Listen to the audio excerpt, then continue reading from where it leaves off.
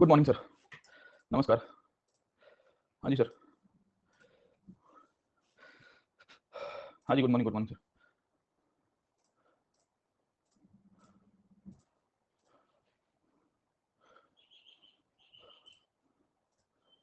हाँ जी sir, good morning sir. हाँ बढ़िया सर, आप सबकी खैरियत? आने में एक आध 30-40 सेकंड आगे पीछे हो गया सर, है ना? चलिए शुरू करते हैं क्लास को। हम लोग डिस्कस कर रहे थे तुगलक के बारे में, और तुगलक में कल हमने कहाँ तक कंप्लीट किया था? We had completed up till Mohammad bin Tughlaq, right? तो मोहम्मद बिन तुगलक के बारे में तो होपफुली आपको क्लियर हो जाना चाहिए, and we had covered the role of Mohammad bin Tughlaq, his experiments, और उसके समय पे क्या-क्या हुआ। अब देखिए तुगलक में जो सेकंड पॉइंट है वो है उनके सोर्सेस को हम लोग लास्ट में करेंगे, मतलब पर्शियन लिटरेचर के और अरबिक लिटरेचर का एक पूरा कंपाइलेशन देख लेंगे कि भाई इब्न बतूता ने क्या लिखा है, या बरानी ने क्या लिखा है, या फिर और भी तारीख मुबारक शाही है ना, जो इस टाइप के अंदर आपको लेटर पीरियड में फेस्टी के समय पे दिख जाएगी सर, ठीक है? तो उन सबको हम लोग देखेंगे, but will take a separate class on that, okay? तो literary traditions in the Mohammad bin Tughlaq, या literary traditions in overall Delhi सल्तनत, है ना? तो फिर मिनाज सिराज भी आ जाएगा, और फिर निजामी भी आ जाएगा, तो जितने भी ऑथर्स है सबके बारे में थोड़ा-थोड़ा देख लेंगे सर, ठीक है? तो उसके ऊपर बॉल बाय बॉल कमेंट्री ना देखते हुए उसको मैक्रो पर्सपेक्टिव से देखिए। स्लाइड्स में सब ज्यादातर आपको ऐड करवा दूंगा मैं, चिंता मत करिए सर, ठीक है? तो दैट आपको जब रिवीजन करना होगा तो भी कोई दिक्कत नहीं होगी। खैर चलते हैं आगे और समझते हैं कि मोहम्मद बिन तुगलक के बाद क्या हुआ सर, ठीक है? अब देखिए तुगलक डायनेस्टी में 3 ही राजा इंपॉर्टेंट है सर, ठीक है? तो पहला तो गयासुद्दीन बिन तुगलक है सर। गयासुद्दीन के बाद फिर दूसरा आता है मोहम्मद बिन तुगलक सर, ठीक है? और तीसरा आता है फिरोज शाह तुगलक सर, राइट और रॉन्ग सर, ठीक है? अब आप देखिए कि पहला, दूसरा और फिर तीसरे राजा तक आते-आते इनका फाइनल डिक्लाइन शुरू हो जाएगा सर, ठीक है? तो ऐसा कहते हैं कि by the time of Firoz Shah Tughlaq coming to power, you will find कि इसकी पॉलिसीज ऐसी हुआ करती थी, इसकी पॉलिसीज के कारण ये लोग कमजोर हो गए और फाइनली फिर इनका पतन होने की शुरुआत हुई। तो जो स्लो डिसइंटीग्रेशन है, ये स्लो डिसइंटीग्रेशन इसके समय के बाद फिर और बढ़ जाएगा, और इसी का ही आउटकम था जब हमको पता चलता है कि फिर से तैमूर जैसे लोग इसके बाद तुरंत ही भारत के ऊपर आक्रमण करेंगे 1398 में सर, ठीक है ना, 1398 में। तो मोटे-मोटे तौर के ऊपर जब हम लोग तुगलक डायनेस्टी को देखते हैं तो हमको पहले तो इतने पॉइंट की क्लैरिटी रहनी चाहिए कि तुगलक में क्या हुआ, और आखिर में जो तीसरा राजा था उसके बाद फिर डिक्लाइन होना शुरू हो जाएगा सर, ठीक है? अब फिरोज शाह तुगलक के ऊपर थोड़ी बहुत चर्चा कर लेते हैं। Let us discuss something about Firoz Shah Tughlaq. ये कौन था, किस तरह से पावर के ऊपर है और इसकी कहानी क्या है सर, ठीक है? तो फिरोज शाह तुगलक के बारे में हमको 3-4 चीजें याद रखनी चाहिए कि मोहम्मद बिन तुगलक का मृत्यु हुआ था सिंध के अंदर सर, है ना? या सिंध में जो कैंपेन चलवाना था और सिंध को कैप्चर करना था, रिकैप्चर करना था, उस समय के दौरान ही Firoz Shah Tughlaq came to power sir, ठीक है? एंड यू विल फाइंड कि ड्यूरिंग दिस पीरियड, जब हम लोग ये पीरियड के अंदर हम समझने की कोशिश करेंगे, तो इस पीरियड में जब मोहम्मद बिन तुगलक का मृत्यु होता है तो जो इनके नोबल्स हुआ करते थे, नोबल्स डिसाइड करते हैं कि भाई Firoz Shah should come to power and he should be made the sultan at the time. अब ये था कौन सा, ठीक है? तो हमने पिछले क्लास के अंदर आपको थोड़ा बहुत बताया था कि he was the son of the brother of Ghiyasuddin bin Tughlaq, है ना? तो मोहम्मद बिन तुगलक का कजिन हुआ करता था सर, उसका चाचा का लड़का हम लोग कह सकते हैं, काइंड ऑफ वैसी रिलेशंस इनके बीच में आपको मिलेगी। और फिर नोबिलिटी ने डिसाइड किया कि इसको पावर के ऊपर बिठाया जाए, और फिर नोबिलिटी फिर से अभी पावरफुल हो जाएगी। तो हम लोग जो पिछले क्लास के अंदर डिस्कस कर रहे थे नोबिलिटी वर्सेस द मोनार्की, ये नोबिलिटी वर्सेस मोनार्की का कांसेप्ट आपको इस समय के दौरान भी देखने को मिलता रहेगा, राइट सर, ठीक है ना? तो अब समझते हैं, let us see the story of the Tughlaq dynasty. Let us see the story of how the Firoz Shah Tughlaq eventually came to power, और इसके द्वारा क्या-क्या रिफॉर्म्स किए गए थे सर, ठीक है? अब इसके रिफॉर्म्स को हम जो भी देखेंगे ना, वो उसके डाउनफॉल के साथ देखेंगे। डाउनफॉल का मतलब ये है कि इसके जो भी सुधार थे या इसके समय पे जो भी बदलाव हो रहे थे, वो सब बेसिकली दिल्ली के पतन के पीछे जिम्मेदार थे, ऐसे बहुत सारे हिस्टोरियंस और ऑथर्स का मानना है सर, ठीक है ना, समझे? तो हम लोग उसी के सेंट्रिक सब देखेंगे सर। हम देखेंगे कि इसकी इंप्लीकेशंस क्या-क्या हो रही है। तो मैं आपको डाउनफॉल के अंदर आखिर में लिखवा दूँगा, या the reasons behind the downfall of the Tughlaq dynasty की जो स्टोरी है उसके अंदर थोड़ा बहुत डिस्कस करवा देंगे सर, ठीक है? अब कहानी क्या है कि ये कौन हुआ करता था और किस तरह से चलता है ना? तो मोहम्मद बिन सुल्तान या मोहम्मद बिन तुगलक का जब मृत्यु हुआ सिंध के अंदर, उसके बाद फिरोज शाह तुगलक को इन्होंने चूज़ किया था as a sultan. They decided to choose Firoz Shah Tughlaq as a sultan, ठीक है? अब ये था कौन सा फिरोज शाह तुगलक? तो मैंने आपको बताया कि son of Rajab Khan. Rajab was the brother of Ghiyasuddin bin Tughlaq, और उसकी mother basically Rajput Hindu woman हुआ करती थी। तो इसके साथ ऐसा हुआ कि एक राजपूत प्रिंसेस का ये लड़का था, ऐसा हिस्ट्री के अंदर माना गया है, और इसको बचपन से थोड़ी बहुत ट्रेनिंग थी एडमिनिस्ट्रेशन की, पर वॉरफेयर में उतनी ट्रेनिंग ज़्यादा नहीं मिल पाती है। वॉरफेयर का मतलब है कि जो लड़ाई-वड़ाई करने के इसके अंदर गुण होने चाहिए, वो ज़्यादा उभर के नहीं आए थे सर, ठीक है? तो जब मोहम्मद बिन तुगलक का मृत्यु हुआ तो फिर काफ़ी सारे हंगामे हो रहे थे, और फिर सैनिकों ने विद्रोह शुरू कर दिया था, and there was so much problems going on sir, ठीक है? तो फिर जो नोबल्स थे, वो नोबल्स ने इनको कन्विंस किया, खास करके उलेमास और बाकी सारे लोगों ने, कि यार आप राजा बन जाइए, ये ज़्यादा ठीक रहेगा सर, समझे? तो इसी बेसिस के ऊपर से फिरोज शाह तुगलक को सुल्तान प्रोक्लेम किया गया। अब ऑब्वियस था कि फिरोज शाह तुगलक को सुल्तान प्रोक्लेम किया जाता है, he was called as the elected sultan, है ना? तो आप किताब में देखोगे तो इलेक्टेड सुल्तान का कांसेप्ट दिखेगा। तो नोबिलिटी कितनी हावी हो रही है आपके यहाँ पे मोनार्की के ऊपर, ये दर्शा रहा है कि नोबिलिटी एज़ एन इंस्टीट्यूशन और aristocracy as an institution is actually electing a sultan, जो पहले भी हुआ करता था। जैसे आप पकड़ने की कोशिश करिए, अल्तुतमिश के समय पे भी आपको पता चलेगा कि नोबिलिटी थी जो राजा को बुला रही थी या शासक को बुला रही थी सर, ठीक है? फिर बलबन ने भी यही कार्य किया था, and everywhere you will find in some cases, जैसे रज़िया वज़िया अपने आप को इंडिपेंडेंट कर देती है, पर वो भी इवेंचुअली फिर 3-4 साल में निपटा दिया गया सर, ठीक है? तो आप नोबिलिटी को अपने फेवर में रखोगे तो आप लंबा शासन करोगे सर, है ना? तो he was able to rule for almost 37 years because he was able to take care of the nobles, है ना? समझे, ओके? तो ये बहुत सारी चीज़ें आपको यहाँ से मिलेगी कि भाई नोबिलिटी को आप जितना खुश करोगे, उतना ही आप लंबे शासन के ऊपर, क्योंकि एरिस्टोक्रेसी को यही चाहिए होता है ना सर, ठीक है? अब कहानी ये है कि फिरोज शाह तुगलक जब शासक के रूप में एस्टैब्लिश हुआ, या उसका जब कोरोनेशन हो गया, या उसका वो ताजपोशी हो गया, तो दिल्ली में बगावत हो जाती है। अब दिल्ली में बगावत क्यों हुई थी सर, ठीक है? बगावत होने के पीछे का कारण है कि दिल्ली का तात्कालिक जो निज़ाम था, या वज़ीर कहते थे उनको सर, ठीक है, ख्वाजा जहां, उसने बगावत करवा दी। उसने कहा कि this is not available, this is not correct, okay? Mohammad bin Tughlaq के पास एक छोटा बेटा है सर, ठीक है? वो जो छोटा बेटा है, वो ऑफिशियली शासक के रूप में आ सकता है, क्योंकि आपको भी पता है कि जो सक्सेसर होता है उसमें ट्रू ब्लड का कांसेप्ट बहुत चलेगा सर, ठीक है? तो Mohammad bin Tughlaq son should be appointed as the successor of Mohammad bin Tughlaq and not Firoz Shah Tughlaq sir, ठीक है? तो you will see that 2 conditions आपको यहाँ यहाँ से दिखेगी। पहली कंडीशन हमको ये पता चलती है कि इमीडिएटली दिल्ली के वजीर ने गेम करना शुरू कर दिया because he wanted to have the influence over the Delhi seat. But Firoz ने उसके बाद फिर प्रेशर लगवाया और फिर काफी सारे प्रेशर लगवाने के बाद उलेमा और नोबल्स जो थे, खास करके जो शेख हुआ करते थे, नोबिलिटी क्लास के लोग थे, they were in favour of Firoz Shah Tughlaq. और फिर उन्होंने फिर एक पूरी जूरिस्ट बिठाई, मतलब एक पैनल बिठाई और फिर डिसाइड किया गया कि no no Firoz should be considered as a right descendant of Mohammad bin Tughlaq. और फिर फिरोज शासक के रूप में आया, उसने फिर बाकी सारे लोगों को माफ कर दिया, ये वो फला ढिमका, ठीक है ना, गेटिंग पॉइंट। तो काफी लोग ये कहते हैं कि फिरोज इज एक्चुअली एन असरफर, उसने सत्ता हथिया ली थी, सर हथिया नहीं थी, बट हम लोग कह सकते हैं कि उसने इलेक्शन के थ्रू पावर के ऊपर आया था और because he was chosen by the nobles, तो हथियाने का सवाल आता नहीं था सर, ठीक है ना। दूसरी इंपॉर्टेंट पॉइंट ये है कि यू विल आल्सो सी कि फिरोज शाह तुगलक की जो मदर थी वो हिंदू राजपूत हुआ करती थी, प्रिंसेस, ऑफिशियली आर्काइव्स के अंदर आपको मिलता है सर, ठीक है। तो अब दिल्ली के गद्दी के ऊपर ऐसे शासक भी आपको मिलेंगे जो हिंदू ओरिजिन से थे सर, हमने आपको इसके पहले खुसरो शाह का एग्जांपल दिया था सर, ठीक है। अब Khusro Shah was actually convert sir, समझे नहीं समझे, यहाँ तो इनकी मदर ऑफिशियली हिंदू लेडी के रूप में एस्टैब्लिश थी सर, ठीक है। तो ये सब चीजें पुराने ऑर्थोडॉक्सी या पुराने जो पेट्रियार्कियल जो पॉलिटिकल सेटअप था उसको चैलेंज भी कर रही थी सर, समझे आप लोग, ठीक है। तीसरी पॉइंट ये भी है कि पहले सुल्तान बनने के लिए आपको अपनी ऑफिशियल वो दिखानी पड़ती थी कि भाई मैं सेनापति हूँ, मेरे पास बहुत सारा पावर है, I can lead the army, I can command the army. Firoz Shah Tughlaq के पास वो स्किल्स नहीं हुआ करती थी सर, ठीक है। In spite of not having the skills of an army man, in spite of not having the skills of a able soldier और a person who can run the administration, और पहले कहीं छोटा-मोटा गवर्नर या इक्तादार के रूप में कार्य किया है, वो भी उसके पास अनुभव नहीं था सर, ठीक है ना। तो तुगलक का राजा बनना, एफएसटी का राजा बनना, हम लोग एफएसटी के रूप में पूरे क्लास के अंदर आगे बढ़ते रहेंगे सर, ठीक है। वो एक बहुत बड़े प्रेसिडेंट को सेटअप कर रहा है सर, ठीक है। वो प्रेसिडेंट क्या है कि आपका बैकग्राउंड कुछ भी हो, आप शासक बन सकते हो अगर नोबिलिटी आपके फेवर में हो सर, समझे नहीं समझे।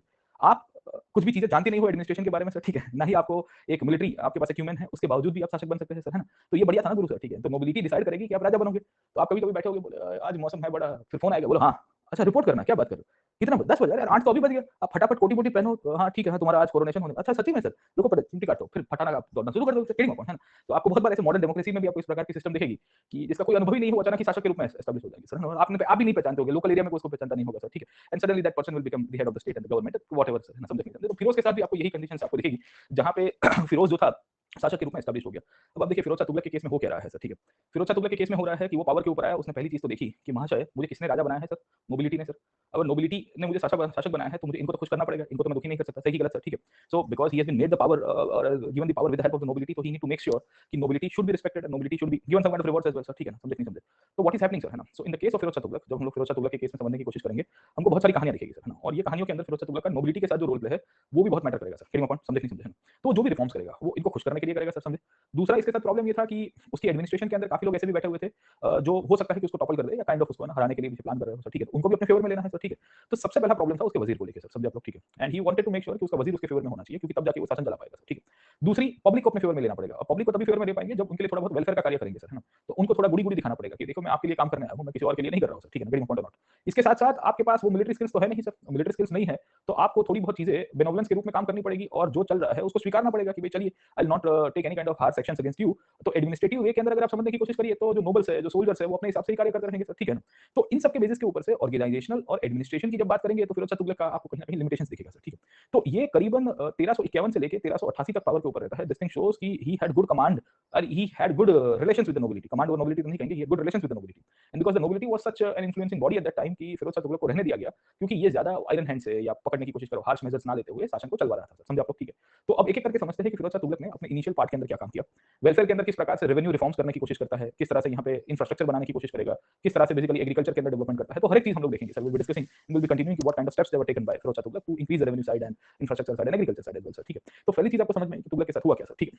तो फिरोज शाह तुगलक को पूरी की पूरी जो गेम है इसी के साथ देखनी है, और यही रिफॉर्म्स को हम लोग लेटर ऑन जब तुगलक के डिक्लाइन में चले जाएंगे तो वीकनेस के रूप में देखेंगे, और हम लोग क्रिटिसिज्म के रूप में कंटिन्यू करके वो बताएंगे कि भाई इसकी ये जो रिफॉर्म्स है इसको क्रिटिसाइज करने के कारण और बेसिकली इसने जो भी इंस्टीट्यूशनल चेंजेस किए थे इसके कारण ये लोग कमजोर हो गए, और फिरोज शाह तुगलक के बाद विदेशी आक्रमण हुए, तैमूर का आक्रमण होता है, finally they came to decline sir, समझे आप लोग, ठीक है। तो ये सब कहानी आपको फिरोज शाह तुगलक के केस के अंदर दिखेगी। तुगलक को दो केस के अंदर हम लोग समझने की कोशिश कर सकते हैं। पहला केस ये है कि उसने जो भी कार्य किया था सर, ठीक है, वो कार्य के अंदर आपको डिसेंट्रलाइजेशन दिखेगा। क्यों डिसेंट्रलाइजेशन दिखेगा, उसके पीछे का कारण है कि नोबल्स ने उसको कहा था कि बेटा तुम सुल्तान बनोगे, सही गलत सर, है ना। तो फिरोज शाह तुगलक को भी लग रहा था कि अगर नोबल्स मुझे राजा बना रहे हैं तो मुझे उनके लिए कार्य करना पड़ेगा सर, ठीक है। अब ऑथर्स काफी सारा लिखते हैं कि उसकी सेंट्रलाइजिंग पॉलिसी को रिवर्स करने के कारण पीस एंड प्रॉस्पेरिटी आती है, ये शॉर्ट टर्म के लिए पीस एंड प्रॉस्पेरिटी आएगी। The issue was he is trying to appease the nobility class and the ruling class. ये नोबिलिटी क्लास आर्मी, थियोलॉजिशियंस का मतलब है बेसिकली उलेमा जितने भी हुआ करते थे, रिलीजियस स्कॉलर्स, उनको खुश करने का कार्य कर रहा था सर, ठीक है। और उनकी खुशी के चक्कर में वो आवाम को एट टाइम्स परेशान कर रहा था सर, गेटिंग माय पॉइंट। ये आवाम को परेशान करने के चक्कर में यू विल फाइंड कि उसकी रिलीजियस पॉलिसी भी उतनी ही घातक रही है सर, और उसकी रिलीजियस पॉलिसी के कारण जो हिंदू पॉपुलेशन थी वो इतनी नाराज हो गई थी कि यार इसको हटाओ कैसे भी करके सर, गेटिंग माय पॉइंट। तो बहुत सारी चीजें आपको दिखेगी जहां पे फ्यूडलिज्म को सपोर्ट किया गया या फ्यूडल टेंडेंसीज को पुश करने के लिए फिरोज शाह तुगलक ने जो कार्य किया वो उसके लिए ही घातकी पड़ जाता है, मतलब it became very डेट्रिमेंटल for him sir, getting my point, है ना। तो इन सब की बेसिस के ऊपर हम लोग फिरोज शाह तुगलक को देखेंगे। धीरे-धीरे तुगलक के जितने भी रिफॉर्म्स हुए वो सब बैकफायर हुए और इनकी स्ट्रेंथ प्रॉस्पेरिटी जो है वो डिक्लाइन में चली जाएगी सर, समझे आप लोग, ठीक है। तो 3-4 पॉइंट्स के थ्रू हम लोग समझेंगे कि इसकी कहानी क्या है सर, ठीक है। अब मैंने आपको पहले भी कहा है कि कोई भी राजा को देखना है तो आपको एक पॉइंट के ऊपर देखना है, वो उसकी थियरी ऑफ किंगशिप के रूप में सर, ठीक है। अब जैसे हमने बलबन की थियरी ऑफ किंगशिप देखी थी, हमने देखा था अलाउद्दीन खिलजी की, और हमने मोहम्मद बिन तुगलक की देखी थी सर, ठीक है ना। तो we had discuss Balban, Alauddin Khilji and Mohammad bin Tughlaq, ये तीन मेन थे सर, ठीक है। अब ये भाई साहब कोई इतना तूफानी तो था नहीं, या इसके पास ऐसे वाइल्ड एम्स थे, क्योंकि राजा के रूप में उसकी अपॉइंटमेंट विद्रोह के द्वारा हुई नहीं है, ना वो सत्ता जीत के आया है सर, उसको तो इलेक्ट किया गया था सर, है ना। तो ही वाज चूजन वन, है ना। तो जेल मेहता साहब की किताब में देखोगे तो चूजन वन, इलेक्टेड वन, इस प्रकार के टाइटल्स के साथ उनको जोड़ा गया है सर, ठीक है। तो जब शासक को जिस तरह से चूजन वन या इलेक्टेड वन लिखा गया है, तो क्या वो इंडिपेंडेंट किंगशिप की थियरी कभी प्रमोट कर पाएगा, जैसे अलाउद्दीन खिलजी ने की थी, है ना, बगावत करके, या बलबन ने किया था, या मोहम्मद बिन तुगलक ने जिस तरह से वो गेट गिरवा दिया था सर, ठीक है। तो सिंपल है, तो he wanted to legitimize his power sir. अब लेजिटिमेशन आप पकड़ने की कोशिश करोगे तो एक नोबिलिटी दे रहा था, क्योंकि नोबिलिटी ने उसको कहा था कि आप राजा बनिए। अब भारत में एक्स्ट्रा टेरिटोरियल लेजिटिमेशन का भी कंसेप्ट था सर। एक्स्ट्रा टेरिटोरियल का मतलब ये है कि भारत के बाहर कुछ ऐसी ताकतें थी, उनके नाम का अगर संदेशा लेके आ जाओ तो भी आपके पावर को लेजिटिमाइज किया जाएगा, क्योंकि दिल्ली सल्तनत के समय के दौरान इनफैक्ट जो कैलिफेट सिस्टम था, ये कैलिफेट सिस्टम का बहुत बड़ा रोल प्ले है सर, राइट और रॉन्ग सर, ठीक है। आज की तारीख में भी आपको मिलता है ना सर, ठीक है। कभी भी जब भी नई नई सरकारें आती है तो उसकी लेजिटिमेसी चेक करवाने के लिए बाहर के लोग उसको रिकॉग्नाइज करता है सर, ठीक है। अभी जैसे अभी तालिबान रिकॉग्निशन के लिए मेहनत कर रहा है, और पाकिस्तान और चाइना उसके लिए और मेहनत करवा रहे हैं कि भाई जल्दी जल्दी आपको रिकॉग्नाइज करवाते हैं, चिंता मत करिए सर, ठीक है ना। तो भारत ने कॉन्फ्रेंस की तो हम भी कर देते हैं इस्लामाबाद में सर, ठीक है। तो चाइना यहाँ पे नहीं आया पर वहाँ पे गया सर, ठीक है। अभी मतलब जाने वाला है, खैर। तो यू विल सी कि अभी एनएसए की कॉन्फ्रेंस हुई थी, उसमें नहीं आया सर, ठीक है। But now China will participate. यहाँ टाइम कम पड़ रहा था पर वहाँ टाइम ज्यादा हो गया सर, है ना। कहा कि भारत में आने के लिए थोड़ा शेड्यूलिंग प्रॉब्लम हो रहा है, पर अब इस्लामाबाद जाने में तो कोई प्रॉब्लम नहीं है, क्योंकि our relations are sweet as honey, या more sweeter than honey, and greater than the mountains and deeper than the oceans, है ना। तो ये बड़े बड़े टाइटल्स ये लोग दिया करते हैं सर, ठीक है। पर रिलेशन फिर कभी सॉर हो जाएंगे तो पता भी नहीं चलेगा सर, ठीक है ना। तो जो है ना कि गुड़ में से कब मीठापन निकल जाएगा समझ में नहीं आएगा सर, ठीक है। समझे नहीं समझे, है ना। हाँ, गुजराती में कहेवत है, सगा वाला, पण सगा कभी वाला नहीं होता, वाला कभी सगा नहीं होता सर, ठीक है। तो वही कहानी आपको यहाँ से देखेंगे। चलिए let me come back to this point, okay, है ना। और फिरोज शाह तुगलक की स्टोरी के अंदर ये खलीफा की कहानी दिखेगी। तो इसके थियरी ऑफ किंगशिप के अंदर आपको दो तीन चीजें दिखती है सर, ठीक है। बिकॉज ये राजा नोबल्स के द्वारा अपॉइंट किया गया है, तो नोबल्स का प्रभाव इसके ऊपर बहुत रहेगा। अगर नोबल्स का प्रभाव इसके ऊपर रह रहा है तो इसको पता है कि नोबल्स को खुश करना है, और नोबल्स के साथ-साथ एक एक्स्ट्रा टेरिटोरियल एंटिटी है जिसके खलीफा के रूप में पहचानते हैं, उसको भी खुश करना है। अब he knew the president of Mohammad bin Tughlaq, है ना, कि क्या हुआ था मोहम्मद बिन तुगलक के द्वारा। हमने आपको पिछले क्लास के अंदर बताया था कि तुगलक ने इनिशियली खलीफा को डिनाई कर दिया था, याद है कि नहीं आपको? ये थोड़ी है सर, है, मैं तो प्रॉफिट हूँ सर, समझे। लेटर पीरियड में उसको रियलाइजेशन हुआ कि यार ये तो गलत कर दिया मैंने सर, ठीक है ना। तो तब तक तो हैप्पी रियलाइजेशन का कांसेप्ट खत्म हो चुका है सर, ठीक है। So in the later period when he actually realise कि यार गलती हो गई सर, ठीक है।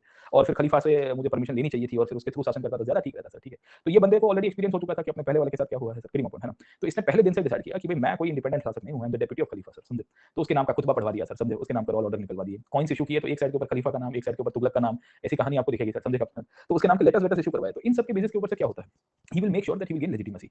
तो उसको जब लेजिटिमेसी मिल रही है तो इसके कारण क्या हो रहा है, you will see that Delhi की जो पूरी पूरी स्टेटहुड है उसमें उसके सामने बगावत होने की थोड़ी शक्यता कम हो जाएगी सर, समझे आप लोग, ठीक है। दूसरा प्रॉब्लम क्या था कि मोहम्मद बिन तुगलक की कुछ पॉलिसीज बहुत हार्श हुआ करती थी। अब मैंने आपको कल के क्लास के अंदर ऑलरेडी बढ़ा दिया था कि मोहम्मद बिन तुगलक की पॉलिसी कितनी हार्श थी सर, है ना। तो पनिश कर देता था किसी को, और है ना, सबको गरम भजिए की तरह तेल में फ्राई कर देता था, डीप फ्राई कर देता था सर, ठीक है। एक्सट्रीम पनिशमेंट मिल जाती थी, रातों रात। हॉट टेम्पर था ना बंदा, हेस्टी एंड हॉट टेम्पर बंदा एडमिनिस्ट्रेशन में लंबे टाइम तक टिक नहीं सकता है, या उसके सामने बगावत फिर होती रहेगी सर, ठीक है। तो आप सिस्टम में जाओगे तो आपको तलखी रखनी है, याद रखिएगा सर, है ना। You should be I can say कि smart enough to recognise, but हर बार आपके एक्सप्रेशंस में लेके आओगे तो people will take you for granted, या पीपल विल रियलाइज कि यार इसको हटाओ कैसे भी, फिर आपके नाम की कंप्लेनें शुरू हो जाएगी, यार इसको हटा दो सर, है ना, please remove this guy from authority, okay. कोई और डीएम भेज दो, कोई और कहीं पे भेज दो, इसको हटाओ सर, और पब्लिक ही करती है सर। पॉलिटिशियंस तो करेंगे ही, ऑब्वियस है कि उनका तो फिर सिस्टम को बैठेगी नहीं सर, ठीक है। बट फिर ऊपर से चीफ मिनिस्टर की बातें चली जाएगी, बोले ये कहाँ किसको बिठा दिया डिस्ट्रिक्ट के अंदर सर, है ना। तो आपको काम करना है तो बहुत मिडिल पाथ रख के करना है, करना अपना ही है, पर उसको करने का तरीका आपको क्लियर हो जाना चाहिए। खैर, अब होता क्या है, व्हाट इज हैपनिंग सर, है ना। So by the time of Mohammad bin Tughlaq, because of the penal reforms जो उसने शुरू किए थे, रिफॉर्म्स तो नहीं थे, पनिशमेंट जो आ रही थी पीनल कोड के द्वारा सर, ठीक है। वो सब चीजें उसने बंद करवाई। बोले यार देखिए मैं नहीं करना चाहता हूं सर, है ना। I wanted to have legitimacy from the people as well, है ना, कि लोगों का ध्यान नहीं रखूंगा तो अल्टीमेटली मेरे लिए नुकसान है सर, ठीक है। तुगलक के समय पे जो जो लोगों को प्रोसिक्यूट किया गया था, जिनको मारा गया था, जिसको लटका दिया गया, किसी को फेंक दिया गया था, तो फिरोज शाह तुगलक ने उनकी फैमिली को ढूंढा पहले तो सर, है ना, अपने ऑफिशियल्स के थ्रू, और कहा कि भाई ये काम करिए, आप को गलत हुआ है तो हम आपको कंपनसेट कर रहे हैं सर, ठीक है ना। तो they were actually given some kind of compensation, state compensation की, मेरे पुराने राजा ने आपके लड़के को मार दिया या भाई को मार दिया, तो we are giving you some kind of compensation. पहली बात तो आपको ये दिखेगी।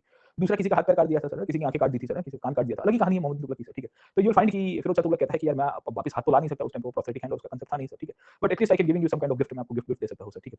इनफैक्ट जिन जिन लोगों को कंपनसेट किया गया, इन्होंने फिर मोहम्मद बिन तुगलक के नाम का एक लेटर लिखा सर, है ना। और लेटर के अंदर क्या लिखवाया सर, लिखवाया कि हम मोहम्मद बिन तुगलक को माफ करते हैं कि उसने हमारा गला काटा है, गला तो नहीं, उसने हमारा हाथ काटा था सर, ठीक है। और वो लेटर मोहम्मद बिन तुगलक की कब्र के सामने रखवा दिया। और इसका ये मानना था कि मोहम्मद बिन तुगलक को अगर उसके जो विक्टिम्स है वो माफी लिख देंगे तो उसको जन्नत के दिन में, फिर जो कयामत का दिन आएगा सर, ठीक है, उसमें जन्नत नसीब होगा सर, समझे आप लोग, ठीक है। तो इसके रिफॉर्म्स में दो चीजें आपको दिखेगी। पहली तो आपको ये दिखेगी कि he is trying to gain legitimacy. दूसरा, he is trying to make sure कि जो विक्टिम्स है, जिनका हाथ पैर काटा था, किसी के लड़के को मार दिया था मोहम्मद बिन तुगलक ने सर, ठीक है, वो लोग माफ करें मोहम्मद बिन तुगलक को और ये रिवॉर्ड दे दे उनको सर, ठीक है ना। तो एक मिडिल पाथ बनाने की कोशिश की है सर, है ना। इस प्रकार के रिफॉर्म्स आपको दिखेंगे। इससे दो चीज, उसकी लेजिटिमेसी भी बढ़ेगी, इसकी पॉपुलैरिटी भी बढ़ेगी, और इसके जो भी एक्शंस होंगे इवेंचुअली उसके फेवर में जाएंगे सर, समझे आप लोग, ठीक है। दूसरी पॉइंट आपको ये है कि मोहम्मद बिन तुगलक ने बहुत लोगों की जमीन ले ली थी, ये रिबेलियंस हो रहे थे, और दोआब के अंदर टैक्सेशन और ये सब मैटर हुआ ना सर, ठीक है। तो Mohammad bin Tughlaq actually took away many things from the people, सबको बेकार करवा दिया था, उसने वो भी वापस दे दिया। तो सबके लिए जुडिशरी की स्थापना की, काजी को अपॉइंट किया था डिस्ट्रिक्ट लेवल के ऊपर। तो वहां पे जाके आपको इनफैक्ट है ना, उसके कोर्ट में जाके प्रॉपर्टी को प्रूव करना था, तो आपको कागज दिखाने होते थे उस टाइम पे भी कि देखिए सर मेरे पास इतना बीघा जमीन था, पर वो दोआब वाले मैटर के अंदर इशू होता था, तुगलक लेके चला गया था आपको बुलाने वाला सर, ठीक है। तो आप दे दीजिए, ज्यादा ठीक रहेगा। तो इसने ज्यादातर लोगों को ये भी देने की कोशिश की। तो ओवरऑल इसको बेसिकली कहा जाता है रिस्टोरेटिव है सर। रिस्टोरेटिव का मतलब है कि पुरानी सिस्टम को वापस लेके आ रहा है सर, समझे आप लोग, ठीक है। कैलिफेट सिस्टम को रिकॉग्नाइज करवाना सर, समझे नहीं समझे, थियरी ऑफ किंगशिप के अंदर, या पकड़ने की कोशिश करिए कि जो पनिशमेंट थी उसको वापस विड्रॉ कर रहा है सर, ठीक है। लैंड जो एक्वायर की गई थी, फोर्सफुल एक्विजिशंस था, वो वापस दे रहा है ना, किसी से गलती हो गई तो माफीनामा लिखवा रहा है सर, ठीक है। तो इन सब के बेसिस के ऊपर से we see that Firoz Shah Tughlaq यहाँ पे एक रिफॉर्मेटिव किंग के रूप में और रिस्टोरेटिव किंग के रूप में आपको दिखेगा सर, ठीक है। तो रिस्टोरेटिव भी है और रिफॉर्मेटिव भी है, दोनों केसेस आपको यहाँ से दिखते हैं।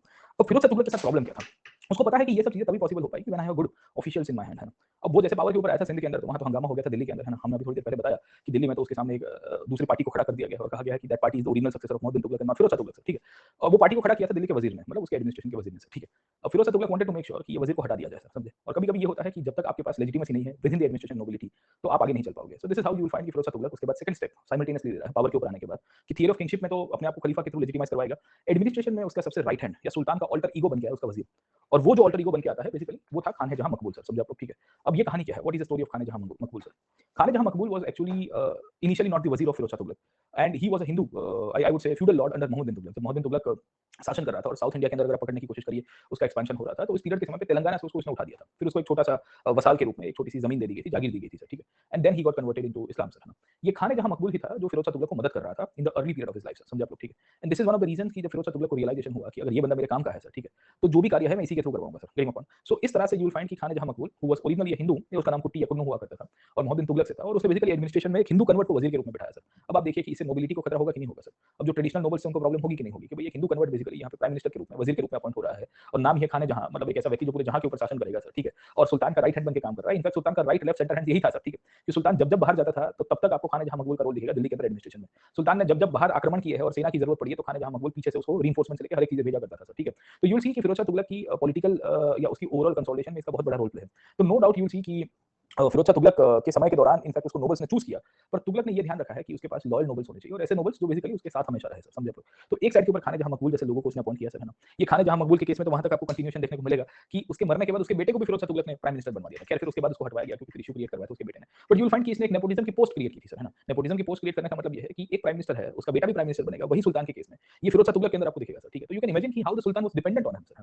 तो खान जहां मकबूल आपको ये खान जहां एक्चुअली टाइटल है सर, ठीक है। ये टाइटल पहले भी आपको मिलता रहेगा सर, है ना। ये ख्वाजा है जहां, इसके पहले के सुल्तान के वजीर का नाम आपको मिल जाएगा सर, ठीक है ना। तो इस प्रकार के टाइटल्स आपको बहुत दिखेंगे sir, getting upon. Firoz Shah Tughlaq ऐसे इंसानों के ऊपर डिपेंडेंट हो रहा है जहां पे वो उसको डोमिनेट कर रहे हैं, और ऐसे डोमिनेट कर रहे हैं कि राजा वहां का वहां रहा, सुल्तान के नीचे वजीर का जब मृत्यु हुआ तो वजीर के बेटा फिर से नया वजीर बन गया सर, समझिए। तो किस तरह से आप देखिए ये पेशवाशिप में हुआ था मराठास के अंदर, है ना। कि जो मराठा शासक है, जो जो बेसिकली जो किंग है वो वैसा का वैसा रहा, पर पेशवा हेरिडेटरी बन गए थे सर, ठीक है। तो फिरोज शाह तुगलक के समय पे आपको टाइमिंग ऐसी केस दिखेगी कि वजीरशिप है, वजीरशिप का मतलब है कि जो प्राइम मिनिस्टर है वो प्रैक्टिकली इनफैक्ट है ना हेरिडेटरी की तरफ जाने की कोशिश कर रहा है, और ये चीज दर्शाती है कि शासक कितना कमजोर है सर, गेटिंग अपॉन। शासक इनके ऊपर कितना डिपेंडेंट हो गया था, how he was actually dependent, है ना। तो खान जहां मकबूल के समय से इनके एडमिनिस्ट्रेशन में कोरोजन आने की शुरुआत होगी। कोरोजन का मतलब ये है कि इसमें जंग लगने की शुरुआत होगी। No doubt this guy had a good command over administration and he helped in Firoz Shah Tughlaq in the initial conquest, even later conquest के दौरान भी उसको कहीं ना कहीं मदद कर रहा है। पर रियलिटी ये थी कि he actually created a system which was over dependent on the wazir, है ना। और फिर उसके बाद होता क्या है कि ये वजीर लोग अपने हिसाब से अय्याशी करेंगे क्योंकि ये नेक्स्ट सुल्तान बन गए थे या ये खुद ही सुल्तान बन गए थे सर, समझे आप लोग, ठीक है। तो ये खान जहां मकबूल से ही आपको दिखेगा कि ऐसे सुल्तान की मदद तो बहुत करता था, पर अपने जीवन में भी इसने बहुत अय्याशी की है सर, ठीक है। अपने अपने पहचान वाले लोगों को ल्यूक्रेटिव पोजीशंस के ऊपर अपॉइंट करना सर, ठीक है ना। सो यू विल फाइंड कि ल्यूक्रेटिव पोजीशंस के ऊपर अपॉइंट करना अपने संतानों को, ये भी इसके समय के अंदर आपको दिखेगा सर, ठीक है।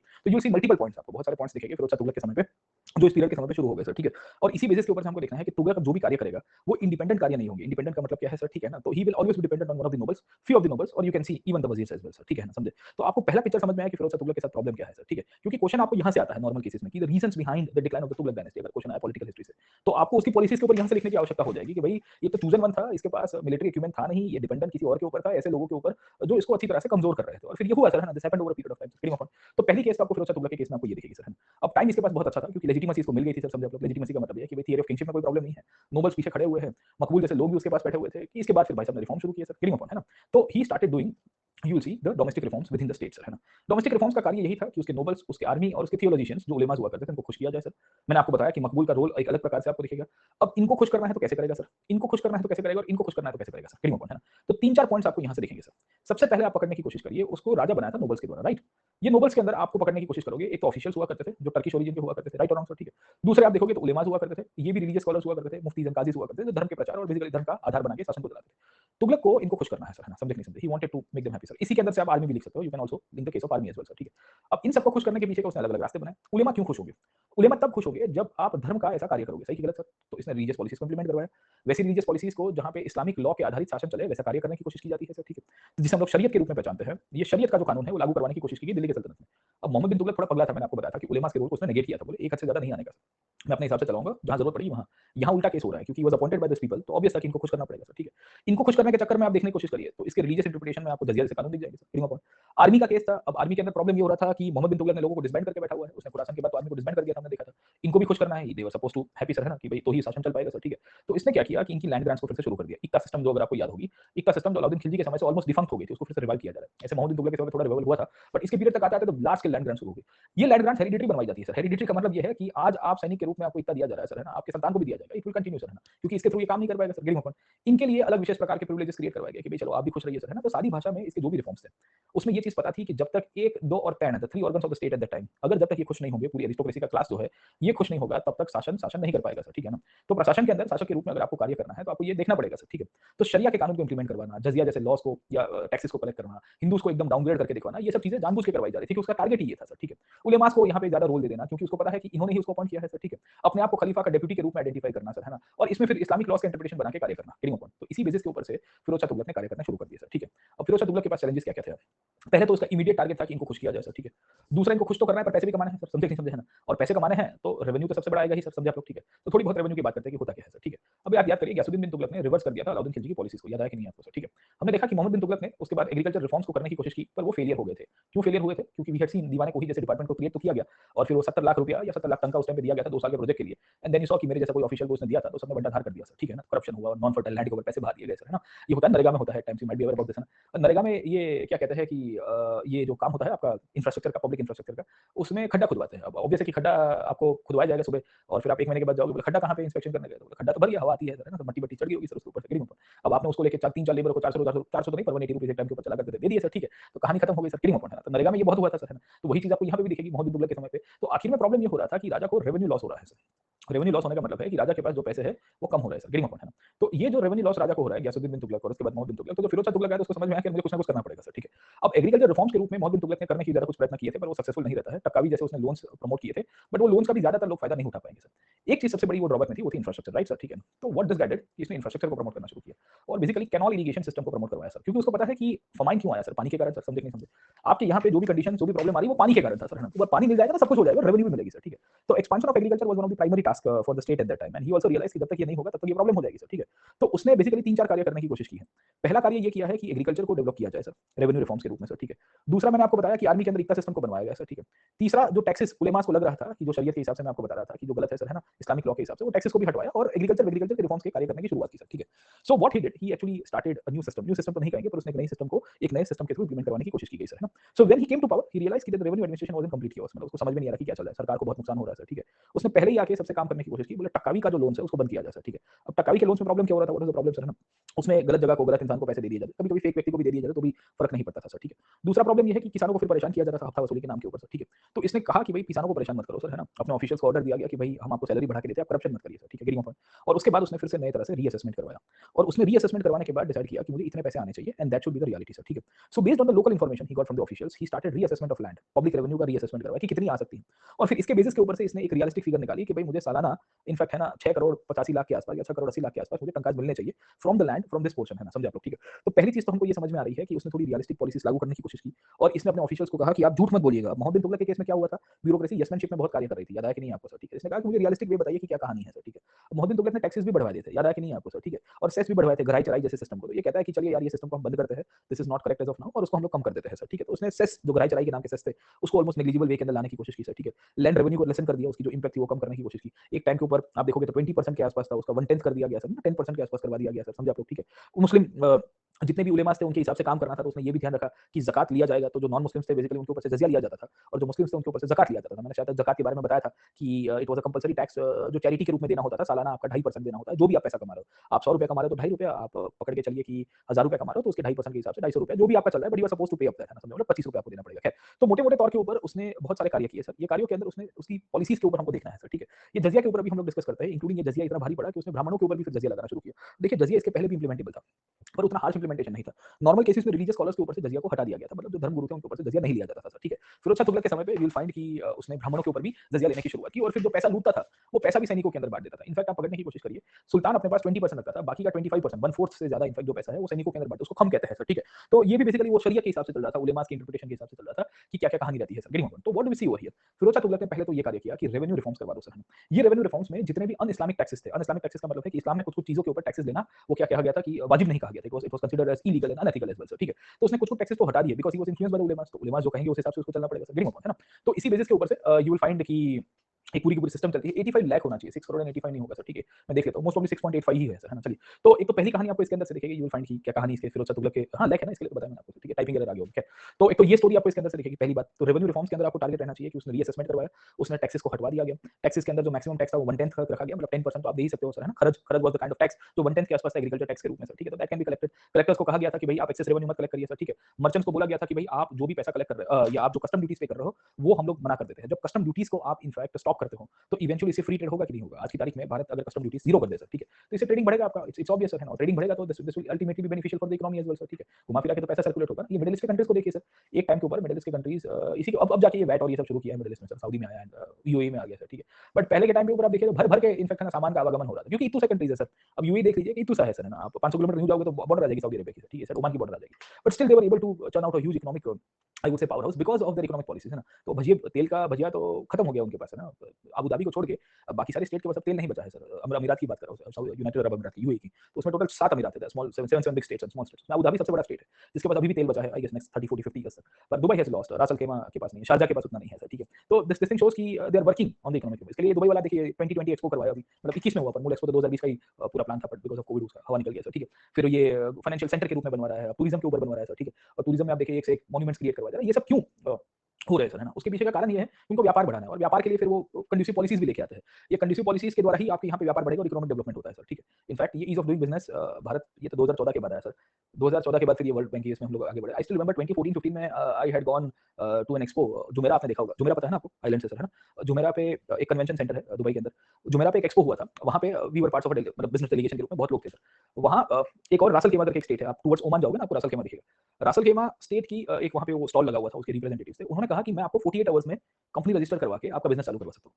48 आवर्स सर है ना और मैं 2014 की बात कर रहा हूँ सर ठीक है टॉकिंग अबाउट 2014-15 मैं खड़ा हुआ मेरे साथ कोई और भी खड़ा हुआ मैंने बोला इधर आओ सर है ना हाँ तब तो ये ईज ऑफ डूइंग बिजनेस की पूरी भी नहीं बदल रही थी भारत में अब जाके फिर रिफॉर्म्स हुए और ये वो तो मैंने बोला ठीक और तभी भी अपन सिविल सर्विसेज की तैयारी तो करवा ही रहे थे सर तो मेरा बाजू वाला बोलता है कि मास्टर तुम्हारे हिसाब से इंडिया में कितना लगेगा बोला पूछो ही मत सर ठीक है समझे नहीं समझे तो यार ये होता है कि आप कैसे प्रो बिजनेस पॉलिसीज को क्रिएट करवाते हो सर इतने दूसरे कंट्रीज आप देखिए कतार देख लो यार क्या उसकी इकोनॉमी कतार के पास क्या है क्या सर कतार के पास सर ठीक है समझे नहीं समझे ना तो बिजनेस फ्रेंडली होने की कोशिश की जा रही है based on their own terms and conditions but still they are doing that okay आज इजराइल वालों के साथ रिलेशंस बना रहा है इजराइल के साथ डिप्लोमेटिक एक्सचेंज होने के फ्लाइट चालू हो गई सर यूनाइटेड अरब अमीरात इजराइल का सबसे बड़ा निकटतम पार्टनर बन जाएगा sir in next 5 years UAE will be one of the biggest partners of Israel in the Gulf पूरे मिडिल ईस्ट के अंदर सर ठीक है गेटिंग अ पॉइंट तो you can imagine sir this point ना कि क्या कंडीशन कहां से कहां हो रही है सर किस तरह से गेम खेली जा रही है सर और इजराइल के नाम के ऊपर ये बाकी सारे कुछ कंट्रीज ईरान पाकिस्तान ये लोग उसके नाम का वो फटकार निकालते रहते हैं सर ठीक है ना वो विल नॉट एक्सेप्ट ना टर्की और इजराइल हैड गुड रिलेशंस उनके भी रिलेशंस इतने खराब नहीं है सर ठीक है खैर तो बहुत अलग ही कहानी आपको इसके अंदर समझ लेगी late me come back okay तो कहने का मतलब ये है कि आप जब शासक के रूप में कार्य कर रहे हो तो शासक के रूप में आपको पता है कि पैसे बढ़ाने और पुराने राजा ने सब बंटाधार करके गया तिजोरी खाली करके गया है सर ठीक है तो वो तभी हो पाएगा सर गेटिंग अ पॉइंट दूसरी पॉइंट ये है कि पानी पहुंचाना था सर और पानी पहुंचाने के लिए क्या कार्य किया गया सर महाशय के द्वारा इंफ्रास्ट्रक्चर क्रिएट करवाया गया सर ठीक है ना so what he did sir he started building the infrastructure और ये जो इंफ्रास्ट्रक्चर है ये इंफ्रास्ट्रक्चर के द्वारा उसने बेसिकली अलग अलग प्रकार की इरिगेशन कैनाल्स को एस्टैब्लिश किया सर ठीक है तो टोटल 5 अलग अलग irrigation canal system north India के अंदर डेवलप होती है सतलज जमुना घग्गर या पकड़ने की कोशिश करोगे आज के हिमाचल दिल्ली से ऊपर नॉर्थ वाले रीजन के अंदर और ऑन एन एवरेज 100 माइल्स मतलब 150-160 किलोमीटर से उससे भी ज्यादा लेंथ के अंदर आपको ये कैनाल सिस्टम आपको दिखेगी इन सब के द्वारा पानी पहुंचाया जाता है सर ठीक है अलग अलग जगह के ऊपर वेल को इन्होंने खड्डे खोदने की शुरुआत कर दी सर ठीक है और इससे अल्टीमेटली आउटकम क्या होगा सर एक्सटेंशन ऑफ एग्रीकल्चर होगा तो जब एक्सटेंशन ऑफ एग्रीकल्चर होता है जब पानी पहुंचता है तो आपकी क्रॉप मल्टीप्लिकेशन होगी कि नहीं होगी सर डाइवर्सिफिकेशन होगा कि नहीं होगा पानी पहुंचेगा तो एग्रीकल्चर कमोडिटीज का ग्रोथ होगा कि नहीं होगा तो इन सब के बेसिस के ऊपर व्हाट विल हैपन सर है ना he started getting revenue out of that sir है ना तो उसने क्रॉप्स को मल्टीप्लाई किया कमर्शियल फार्मिंग की तरफ लेके गया गार्डनिंग की तरफ चला गया सर है ना गार्डन से पैसे कमा रहा था सर है ना तो 1,80,000 टन का तो गार्डन के अंदर से कमा रहा है सर गेटिंग पॉइंट है ना तो इन सब के बेसिस के ऊपर से जो मोहम्मद बिन तुगलक के समय पे फमाइन की सिचुएशन हो गई थी मोहम्मद बिन तुगलक की सिचुएशन के समय पे आपके पानी की किल्लत हो गई थी खाने पीने की किल्लत हो गई थी वो सब कुछ बदला कि नहीं बदला सर ठीक है so repletion of grain property horses everything took place and cheap supply of the goods started sir है ना अब जो चीज अलाउद्दीन खिलजी ने प्राइस फिक्सेशन के द्वारा की थी वो चीज फिरोज शाह तुगलक कैसे कर रहा है he is doing by creating pro people policies and creating linkages in the infrastructure जहां से यहां स्ट्रक्चरल रिफॉर्म्स के थ्रू ये बदलाव लाने की कोशिश कर रहा है this is how the changes can you can not fix the prices my friend है ना you can not fix the salaries okay that will be against the concept of economy sir economic canon के against में हो जाएगा sir तो आपको ये चीज देखनी चाहिए कि ये महाशय के द्वारा जो रेवेन्यू पॉलिसीज है ये रेवेन्यू पॉलिसीज स्टेट की रेवेन्यू को ऑगमेंट करने के लिए करा गया था और augmentation of the state revenue can be done by two things one is to create harsh policy measures जहां सबसे पैसा लूट लो दूसरा create a pro market and pro people policy where people are ready to contribute in the economy via certain structural changes sir समझे आप लोग ठीक है तो इसके रिफॉर्म्स को आपको ये मार्केट सेंट्रिक देखना है तो कभी-कभी क्वेश्चंस आजकल क्या कंपैरेटिव आते हैं ना पूरे खिलजी के कंपेयर करिए इसके साथ इकोनॉमिक रिफॉर्म्स को ये दिल्ली सल्तनत के अलग-अलग पीरियड में अलग-अलग राजाओं के द्वारा कौन से इकोनॉमिक रिफॉर्म्स हुए सर ठीक है ना रेवेन्यू रिफॉर्म्स में एग्रीकल्चर के ऊपर 2-3 बार क्वेश्चन आ गया था कि the state of agriculture in Delhi सल्तनत बच्चे हक के पकड़े सर लिखना क्या मतलब क्या लिखना है मतलब क्या 4-5 राजाओं के एग्रीकल्चर रिफॉर्म्स नहीं याद है आपको आपको थाली में पिरस के कोई देगा ऐसा जरूरी नहीं है बेटा, मैं तो आटा देता हूँ सर और फिर टॉपिंग्स दे देता हूँ, चीज दे देता हूँ, मोज़रेला और फिर बाकी सारा जो भी आपको चाहिए, फिर पिज़्ज़ा आपको खुद बनाना है सर, ठीक है? फिर आप 7 इंच का बनाओ, 9 इंच का बनाओ, 14 का या 24 इंच का जंबो बना दो सर, समझे आप लोग, ठीक है ना? और टॉपिंग्स अपने हिसाब से डालोगे उतने ही मार्क मिलेंगे सर, ठीक है? ओवन भी दे दूँगा आपको लाके सर, ठीक है ना? अब उसमें कोई फायर बेक वाला होगा, कोई इलेक्ट्रिसिटी वाला होगा, वो आप डिसाइड करोगे सर, गेटिंग माय पॉइंट है ना? तो आपके साथ दिक्कत ये हो रही है कि आप अभी भी वही ख़याली पुलाव में चल रहे हो कि एग्रीकल्चर के ऊपर अलग से 1 घंटा, अरे नहीं, ये राजाओं को इतना डिटेल में इसके लिए कर रहे हैं क्योंकि हम लोग मैक्रो पे देख रहे हैं, फिर क्वेश्चन मैक्रो से भी आ सकता है, माइक्रो से भी आ सकता है। चलिए let me come back to this point, okay? तो always try to compare sir, है ना? आप कंपेयर करिए, एक्सट्रैक्शन करिए, ब्रेनस्टॉर्म करिए सर, ठीक है? तो क्लास में 2 घंटे बैठने का इंटेंशन ये है कि आप अपने दिमाग को फिर खोल दीजिए सर कि अच्छा यहाँ से क्वेश्चन बन सकता है, हाँ बन सकता है। अच्छा इसके समय पे इसके रिफॉर्म्स को कंपैरेटिव एनालिसिस में ला सकता है, हाँ ला सकता है डेफिनिटली, आए भी है क्वेश्चन में सर, ठीक है? 2 बार क्वेश्चन मैक्रो के ऊपर आए थे, the state of agriculture in Delhi सल्तनत, है ना? तो स्टेट ऑफ एग्रीकल्चर का मतलब ये होगा कि भई ये चलो चालू करो, यू स्टार्ट फ्रॉम इल्तुतमिश, है ना? You complete up till the Tughlaq as well और the Sayyid as well sir, समझे आप लोग, ठीक है? तो फिर आप किताब देखोगे तो फिर आपको एक्सट्रैक्शन मिल जाएगा सर, तो मेहता साहब उठा रहे हो या सतीश चंद्र साहब की किताब उठाओगे तो फिर आपको बीच-बीच में पैराग्राफ दिखेंगे, फिर आपको अगर आपको बनवानी है ना नोट्स, वो पैराग्राफ का फोटो निकाल के उसका प्रिंट आउट निकाल के फिर उसके अंदर से नोट्स बनाओ, इट्स वेरी टफ थिंग है ना, इससे अच्छा तो आप यहाँ स्लाइड्स में से देख लोगे तो ज़्यादा ठीक रहेगा। खैर, तो इससे 2-3 चीजें होगी सर, है ना? प्रॉस्पेरिटी बढ़ेगी, रिप्लेशन ऑफ ग्रेन्स होगा और जब सप्लाई ज़्यादा होगा ऑब्वियस है सर, ठीक है ना? गेटिंग अ पॉइंट और डिमांड भी आपकी ठीक-ठाक है तो प्राइसेस आपकी स्टेबल हो जाएगी सर, होगी कि नहीं होगी, है ना? तो प्राइस स्टेबिलिटी का कार्य भी फिरोज शाह तुगलक के समय पे थोड़ा बहुत आपको मिल जाएगा सर, ठीक है? अब ओवरऑल तो काफ़ी सारे हिस्टोरियंस ने फिरोज शाह तुगलक को कहा कि भाई इसकी रेवेन्यू रिफॉर्म्स काफ़ी बढ़िया थे सर, समझे आप लोग, ठीक है? बट स्टिल उसकी क्रिटिसिज्म भी आपको यहाँ से दिखेगी सर।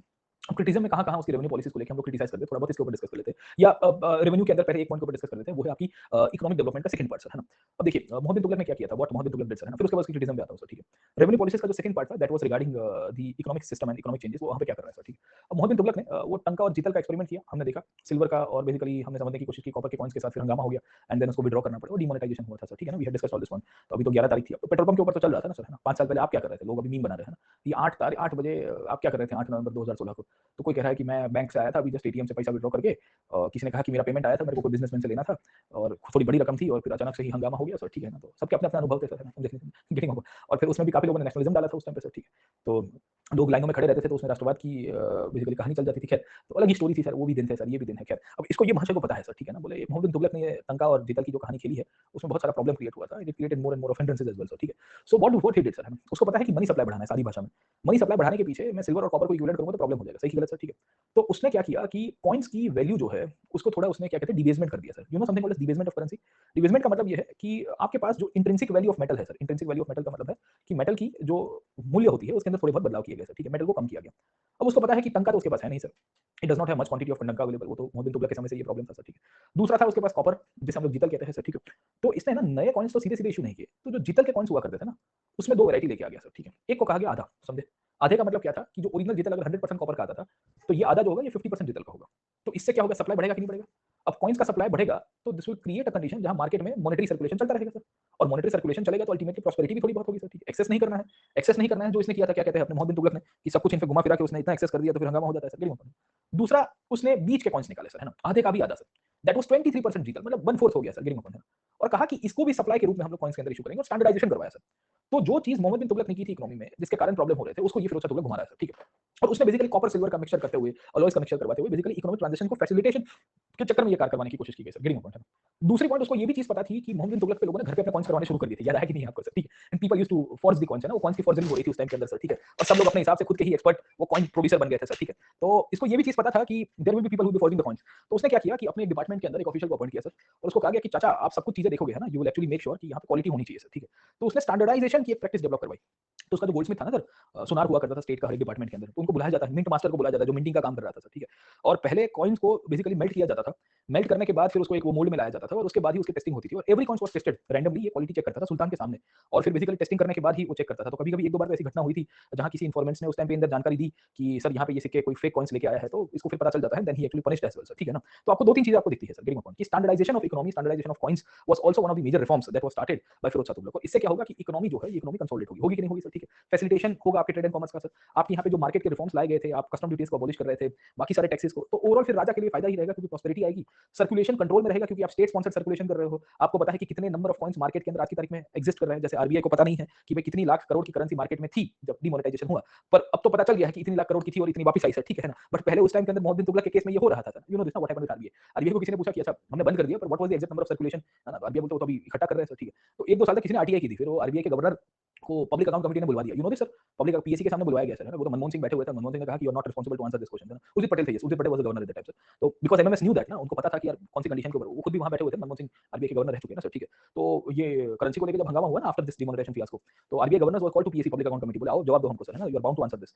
तो फिर उनको 1-2 बार ग्रिल कर दिया गया बाकी सारे ऑपोजिशन के मेंबर्स के द्वारा। अब देखिए मनमोहन सिंह ऑपोजिशन के ही विपक्ष के ही है ना, वो तो एक्स प्राइम मिनिस्टर थे इस टाइम पे, but still he try to save the institutions. उनको पता है कि भाई गवर्नर को कुछ चीजें उनको पता हुई, but he will not, he should not answer that, है ना, समझे आप लोग, ठीक है, क्योंकि is not bound to answer that. Okay, आप प्रेशर में डाके फिर कुछ भी करवा दोगे तो ठीक नहीं होगा ना सर, फिर और उससे पॉलिटिक्स क्रिएट होगी और अल्टीमेटली नेशन इंस्टीट्यूशंस कमजोर होंगे सर, ठीक है, ठीक लगा, मुझे भी अच्छा लगा उस टाइम पे। खैर, बट कहने की बात यह है कि इसने ये ध्यान रखा है कि चोरी ना हो, दूसरा ध्यान रखा है कि कोई स्टैंडर्डाइजेशन हो पाए, तीसरा ध्यान रखा है कि number of currency supply fix रह जाए, क्योंकि उसको पता था उसकी ही सुपरविजन में हो रहा था। तो जो चीज मोहम्मद बिन तुगलक नहीं कर पा रहा है, वो हर एक चीज फिरोज शाह तुगलक करेगा सर, समझे। और जब ये सब चीजें कर रही है तो ओवरऑल इकोनॉमिक डेवलपमेंट होगा कि नहीं होगा सर, ठीक। तो यू विल फाइंड कि उसके रेवेन्यू रिफॉर्म्स के कारण इकोनॉमिक डेवलपमेंट हुआ, पैसा स्टेट के पास आया था, तो इंफ्रास्ट्रक्चर क्रिएशन होने की शुरुआत हुई, और फिर ग्रेजुअली यू विल फाइंड कि इंफ्रास्ट्रक्चर में, पब्लिक इंफ्रास्ट्रक्चर में फिर इरिगेशन के काम हुए, नए शहरों का निर्माण किया गया, क्योंकि जहां जहां कैनाल सिस्टम बनाई जाती थी वहां टाउनशिप्स बनाई जाती है सर, ठीक है। तो उसके लिंकेजेस के अंदर हमको इसके इकोनॉमिक रिफॉर्म्स को याद रखना है सर, ठीक है। तो पहली चीज आपको समझ में आई कि भाई economic reforms of Firoz Shah Tughlaq और the revenue reforms links up with the market, it link up with the we can say the agriculture and it link up with the overall overhauling of the economy. So overhauling of the economy में उसमें primary, tertiary and secondary sector सब जगह के ऊपर कार्य किए गए थे। ये सेकेंडरी सेक्टर के अंदर आप पकड़ने की कोशिश करोगे, कारखानास में भी इसका बहुत बड़ा रोल प्ले मिलेगा आपको सर, ठीक है। So during this time only you will find कि ही स्टार्टेड क्रिएटिंग द कारखाना। ये कारखाना का मतलब है मैन्युफैक्चरिंग का काम सर, ठीक है। सो उसने स्टेट मैन्युफैक्चरिंग का भी काम किया था, यहाँ पे भी काफी सारे लोगों को एम्प्लॉयमेंट की अपॉर्चुनिटीज क्रिएट करवाई गई थी, तो इसके थ्रू भी ये प्रोडक्शन को बढ़ावा देने की कोशिश कर रहा है सर, ठीक है ना। तो इस समय के दौरान जब इकोनॉमिक डेवलपमेंट हुआ, एग्रीकल्चर डेवलपमेंट हुआ, ट्रेड एंड कॉमर्स का डेवलपमेंट हुआ, तो ऑब्वियसली अर्बनाइजेशन को पुश मिलेगा सर, ठीक है। So because of this economic reforms gradually you will find the new towns will come, है ना। तो इसके समय पे हिसार जैसे टाउन्स का निर्माण किया गया, फिरोज शाह कोटला का निर्माण किया गया, हरियाणा में आप देखोगे, वेस्टर्न यूपी की तरफ चले जाओगे, जौनपुर आपको दिखेगा, जौनपुर इसी ने बनाया था, ठीक है। फिर लेटर ऑन चरखी अपने आप को इंडिपेंडेंट कर देते हैं सर, ठीक है। तो ये सब स्टोरी आपको कहानी के रूप में पता होनी चाहिए कि क्या क्या चीजें हो रही है सर, ठीक है। अब सवाल ये है कि फिरोज शाह तुगलक के समय पे उसने रेवेन्यू रिफॉर्म्स किए, उसने मिलिट्री रिफॉर्म्स किए, मिलिट्री रिफॉर्म्स के अंदर उसने लैंड ग्रांट्स देना शुरू किया, जो अभी हमने आपको बताया सर, ठीक है। प्रॉब्लम क्या क्या था सर, ठीक है, what was the problem. Agriculture reforms में एक एक करके उसकी क्रिटिसिज्म हम लोग करेंगे सर, ठीक है। राजा एग्रीकल्चर रिफॉर्म्स करना चाहता था, ज्यादातर जमीन उसने खालिसा में लेने की कोशिश की थी, पर खालिसा में लेने के बाद अगर आप समझने की कोशिश करिए, उसने वहां पे उसकी बिडिंग सिस्टम शुरू की थी, ऑक्शनिंग सिस्टम की थी, जिसे हम लोग रेवेन्यू फार्मिंग भी कहते हैं सर, ठीक है। राजा को पता है कि does not have any elaborate machinery और mechanism to collect the revenue from the far off areas. तो उसने क्या किया कि एक जमीन का टुकड़ा, इक्ता कहते हैं जिसे हम लोग, जागीर कहते थे मिडिवल इंडिया में, यहाँ पे भी कभी कोई शब्द यूज होता है जागीर सर, ठीक है। तो इसने इक्ता को बेसिकली कुछ कुछ विस्तारों के अंदर बेचना शुरू किया। बेचने का मतलब है कि अ person who will give the highest amount of revenue उसके नाम की लिख के दे दूंगा सर, समझे आप लोग, ठीक है।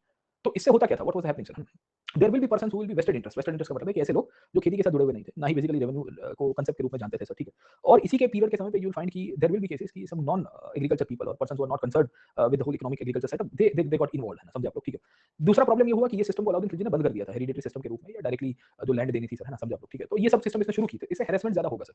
आज मैं एक ऐसी जगह के ऊपर, और ये मोहम्मद बिन तुगलक ने चालू किया था एक्चुअली, आप देखिए मोहम्मद बिन तुगलक के समय में भी यही हुआ था कि कुछ कुछ इक्तेदारों ने कुछ ज्यादा ही पैसे प्रॉमिस कर दिए थे, बोले साल का मैं 10 करोड़ रुपए दूंगा सर, है ना, 10 रुपए भी नहीं देने की औकात थी, 10 करोड़ प्रॉमिस कर रहा था सर, है ना। तो ये भाई साहब ने उसको स्टॉप नहीं करवाया सर, है ना। तो अगर आप ऐसे तो कह रहे हो कि एग्रीकल्चर रिफॉर्म्स करने हैं आपको and you want to bring up so many agriculture infrastructure, पर आपने स्ट्रक्चरल चेंजेस तो नहीं किए ना सर। स्ट्रक्चरल चेंजेस में जो पॉलिसी लेवल चेंज था वो तो नहीं कर पाए सर, है ना। तो एग्रीकल्चर का रीअसेसमेंट करवाया, पर उसके बावजूद भी आपने बेसिकली हेरिडेटरी सिस्टम को चालू रखा है।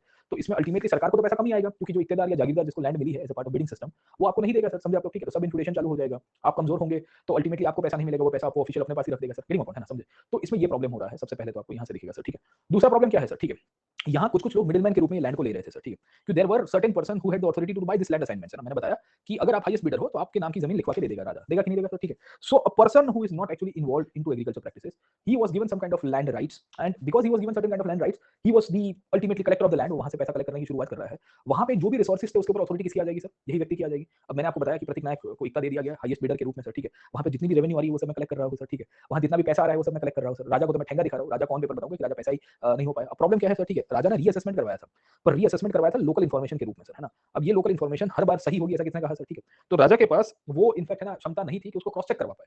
तो राजा ने प्लान तो किया था कि इतना पैसा आना चाहिए, पर जब आने की बात हुई तो नहीं आया सर। और राजा ने जब कहा कि पैसा भेजो मैं सेना भेजूंगा, तो ये इक्तेदारों ने हाथ खड़े करवा दिए सर, गेटिंग अपॉइंट, है ना। तो इसकी रेवेन्यू पॉलिसीज के अंदर आपको दो चीजें दिखेगी। पहली चीज आपको ये दिख रही है कि इसने जो हाईएस्ट बिडर की सिस्टम निकाली थी, ये हाईएस्ट बिडर की सिस्टम इसके सामने ही भारी पड़ जाएगी सर। इन इन्फ्लेशन भी होगा, मतलब एक जमींदार छोटे जमींदार को देगा, छोटा जमींदार और कोई छोटे जमींदार को देगा सर, ठीक है ना, getting a point. And you will find कि इसके कारण फिर प्रॉब्लम होगा। दूसरा, जो लैंड ग्रांट्स दी जा रही है या जिसने लैंड परचेस की as a part of the bidding system, है ना, यहाँ पे बिडिंग ऑप्शनिंग होता था, वो लोग अपना पैसा बनाएंगे और राजा को 1 रुपया देंगे नहीं सर, समझे आप लोग, ठीक है। तो this created a problem sir, ठीक है। दूसरा, ये महाशय ने रेवेन्यू को बढ़ाने के लिए जजिया को लागू करवा दिया सर, ठीक है। अब जजिया इसके पहले भी लागू होता था, आप समझिए सर, पर जजिया जिस तरह से यहाँ पे लागू हो रहा है उसमें उसको सबसे बड़ी ड्रॉबैक पड़ेगी, क्योंकि कलेक्शन बहुत ही हार्श हो गया था, बहुत ही रिग्रेस हो गया था। ब्राह्मण्स जिनको अभी तक इनफैक्ट है ना जजिया के बाहर रखा गया था, उनके ऊपर टैक्सेस इंपोज करवाए जा रहे हैं। और ये जो टैक्सेस थे, जो रिलीजियस टैक्सेस के रूप में, प्रोटेक्शन टैक्सेस का नाम देता था, वसूली भाई जैसा काम था सर, ठीक है। बट इससे होता क्या है कि आपकी मेजॉरिटी पॉपुलेशन आपके अगेंस्ट में हो जाएगी सर, ठीक है। तो ये महाशय ने रेवेन्यू रिफॉर्म्स किए, पैसे बढ़ाने के या पैसे ऑगमेंट करने के चक्कर में उसने अल्टीमेटली अपने साम्राज्य को कमजोर किया। दो तरह से आपको चीजें दिखेगी, इनिशियली पैसे आए और पैसे आने के कारण इंफ्रास्ट्रक्चर और अर्बन टाउनशिप और ये सब हुआ, बट लॉन्ग टाइम के अंदर फिर रिबेलियंस इसके कारण शुरू हो जाएंगे सर, है ना। क्योंकि आपकी ही पॉपुलेशन आपके अगेंस्ट में हो रही है, आपके ही ऑफिशियल्स आपके सामने बगावती तेवर इस्तेमाल करेंगे, क्योंकि उनको ये चीज ज्यादा ठीक रहेगी कि भाई चलिए सर, ठीक है। दूसरे पॉइंट, इसने आर्मी के भी ऑफिशियल को लैंड ग्रांट्स दिए थे, so he had actually given the land grants to the army officials as well. तो because he had given the land grants to the army officials, army के officials भी धीरे-धीरे अपने आप को इंडिपेंडेंट कर देंगे सर, ठीक है। तो इसके समय पे ये हो रहा है कि ज्यादातर जो लैंड ग्रांट्स मिल रही है आर्मी के लोगों को, नोबल्स को, या मेरे ऐसे आउटसाइडर को जिसने खरीदी हुई है, वो सबके सब अपने आप को ऑटोनॉमस करने का प्लान बनवा रहे हैं। रहे हैं। दूसरा, इसने वैसे लोगों के ऊपर टैक्सेस लगवाए जिसके ऊपर पहले नहीं थे, और आपने उनकी वो है ना काइंड ऑफ गुस्सा अब आपको झेलना पड़ेगा। You are supposed to tackle with the anger of those people who had actually been out of the scope of the taxation as well sir, ठीक है ना? तो इसकी रिलीजियस पॉलिसीज़ में रेवेन्यू पॉलिसीज़ आपकी लिंक अप हो जाएगी sir, ठीक है? तो वी फाइंड कि लॉन्ग टर्म के अंदर जैसे-जैसे फिरोज़ शाह तुगलक का टेन्योर खत्म होने आ रहा है, तब तक ये सब रेवेन्यू रिफॉर्म्स मिसफायर होने शुरू हो जाएंगे। इनफैक्ट ये मिसफायरिंग ऑफ रेवेन्यू रिफॉर्म्स में अवध का जो आपका जागीरदार था वो अपने आप को इंडिपेंडेंट कर रहा है। बंगाल अपने आप को इंडिपेंडेंट करेगा सर। गुजरात हो चुका है। दक्खन दौलताबाद जैसे दौलताबाद आपका कंट्रोल के बाहर चला गया है सर, ठीक है? तो ये शुरू तो मोहम्मद बिन तुगलक के समय से ही हो गया था, but Firoz could not consolidate that, है ना? अगर शासक के रूप में अगर आपने रेवेन्यू रिफॉर्म्स किए हैं, अगर वो सच्ची में इंप्लीमेंटेबल थे और उसका आउटकम अच्छा था, तो you could have once again rebuilt the empire. Firoz could not rebuild the empire, आप समझिए सर, ठीक है? फिरोज ने रीबिल्डिंग कभी कर नहीं पाया क्योंकि उसका रेवेन्यू रिफॉर्म्स, ये रेवेन्यू सिस्टम के अंदर जो चेंजेस है वो दिल्ली के 50-100 किलोमीटर के आजू-बाजू में रह जाएगा या 200-300 किलोमीटर तक, है ना? जहां वो होल्ड कर पा रहा था सर, ठीक है? और बाकी सारे विस्तारों के अंदर उसने जो हेरिडिटरी लैंडलॉर्डशिप की शुरुआत करवाई या लैंड किसी को बेच दी in the form of bidding system sir, है ना? Right to collect the revenue to highest bidders. ये लोग बेसिकली जो नए असाइनमेंट्स को गेन कर रहे हैं, ये लोग अपने आप को पैसा बनवाएंगे, राजा को देंगे नहीं सर, ठीक है? तो ओवरऑल इसके जितने भी इनफैक्ट इंफ्रास्ट्रक्चर चेंजेस थे या इसके रेवेन्यू चेंजेस थे, ये रेवेन्यू चेंजेस में बहुत सारी लिमिटेशंस थी। ये लिमिटेशंस को हम लोग कहीं न कहीं स्वीकारेंगे और उसी के बेसिस के ऊपर से फिरोज शाह तुगलक को इवैल्यूएट करेंगे। फर्स्ट थिंग इज क्लियर कि उसकी रेवेन्यू पॉलिसीज में किस तरह से बदलाव आ रहा है सर, ठीक है? और मोहम्मद बिन तुगलक के कंपैरिजन में वो किस तरह से चेंजेस लेके आ रहा है सर, ठीक है? पिक्चर इज क्लियर और नॉट सर, ठीक है? तो आपको कंपैरेटिव एनालिसिस करना है जब भी आपको दिखेगा या खिलजी के समय से आप देखो। अब देखिए न्यूमिस्मेटिक्स के ऊपर आते हैं क्वेश्चन कि the coins, introduction of coins during the different periods and what was the role of economic what was the role of the coins, introduction of coins during different phases of Delhi sultan, है ना? कि दिल्ली के अलग-अलग राजाओं के समय पे जो न्यूमिस्मेटिक चेंजेस हुए, कॉइन्स का जो भी बदलाव आया सर, ठीक है? उसका कार्य अर्थव्यवस्था के साथ कैसा, उसका प्रभाव कैसे होता है? And what is the impact of the introduction of new coins and debasement of coins on the economy during the Delhi सल्तनत, ओके? तो क्वेश्चंस यहाँ से अब निकलते हैं। अब ये सब क्वेश्चंस फिर आपको एक्सट्रैक्ट करने होते हैं। एक्सट्रैक्शन तब होता है जब आप कंपैरेटिव पीरियड में हर एक सुल्तान की पॉलिसीज को या हर एक डायनेस्टीज को ओवरऑल मैक्रो और माइक्रो लेवल के ऊपर देखिए सर, ठीक है? तो फर्स्ट थिंग इज क्लियर कि क्या-क्या चीजें हुई सर, ठीक है? अब इसके बेसिस के ऊपर क्या हुआ कि इनिशियली उसकी जो इकोनॉमिक रिफॉर्म्स थे वो दिल्ली के आजू-बाजू में थोड़े सक्सेसफुल रहे थे सर। ऐसा भी नहीं कहेंगे कि नहीं थे, बट हमने लॉन्ग रन में देखा कि इसकी इंप्लीकेशंस बहुत गलत हो जाएगी सर, ठीक है? हम लोग इसके डाउनफॉल में इसके ऊपर डिस्कस करेंगे। अब the second issue comes up is regarding Firoz Shah Tughlaq के समय पे इंफ्रास्ट्रक्चर क्या हुआ सर, ठीक है? अब काफी लोग यू विल फाइंड कि हाफ और क्वार्टर नहीं होते थे। देखो हाफ और क्वार्टर की कुछ ना कुछ सिस्टम होती होगी, जैसे कौड़ी और वो सब पुरानी चलती थी सर, ठीक है? या डिबेसमेंट के रूप में कुछ ना कुछ सिस्टम थी। बट सीधे-सीधे तौर के ऊपर उसमें स्टैंडर्डाइजेशन नहीं था सर। और स्टैंडर्डाइजेशन नहीं होने के कारण क्या हो रहा था कि अलग-अलग रीजन्स में अलग-अलग चीज़ों को हाफ के रूप में कंसीडर किया जाता था। तो स्टैंडर्डाइजेशन नहीं होता था कि कोई किसी भी बोलेगा कि ये आधा है या ये बीच का है सर, ठीक है ना? ये पूरा टंका है, ये पूरा जीतल है सर, ठीक है? वो फिरोज शाह तुगलक ने कर दिया कि भई नहीं, इसी को ही आधा कहेंगे, इसी को ही बीच का कॉइन कहेंगे और इसी को टंका या जीतल पूरा कहेंगे सर, ठीक है? तो इससे क्या होता है कि एक आपकी लिनियरिटी मेंटेन होती है और दूसरा क्या होता है कि इकोनॉमिक ट्रांजिशन में फैसिलिटेशन होगा। क्योंकि देखिए करेंसी का जो क्या कहते हैं कि ब्रेकिंग अप जो उसकी पूरी की पूरी सिस्टम है उसको ब्रेकअप तो करना ही पड़ेगा, वरना तो फिर पॉसिबल ही नहीं है कि आप ट्रेड एंड कॉमर्स को बढ़ा पाओगे। फिर वो अक्षय कुमार हो जाएगा हेरा-फेरी पिक्चर वाला सर, ठीक है ना? बोले मेरे पास नोट तो है बट अभी वो पानी पूरी खाने गया तो बड़ा नोट दिया, फिर गोला खाने गया तो बड़ा नोट दिया, बोलता पैसा नहीं है, फिर बाजू वाली वो एक्ट्रेस से उससे पैसा निकलवा रहा है सर, ठीक है? Know that is not correct sense sir, है ना?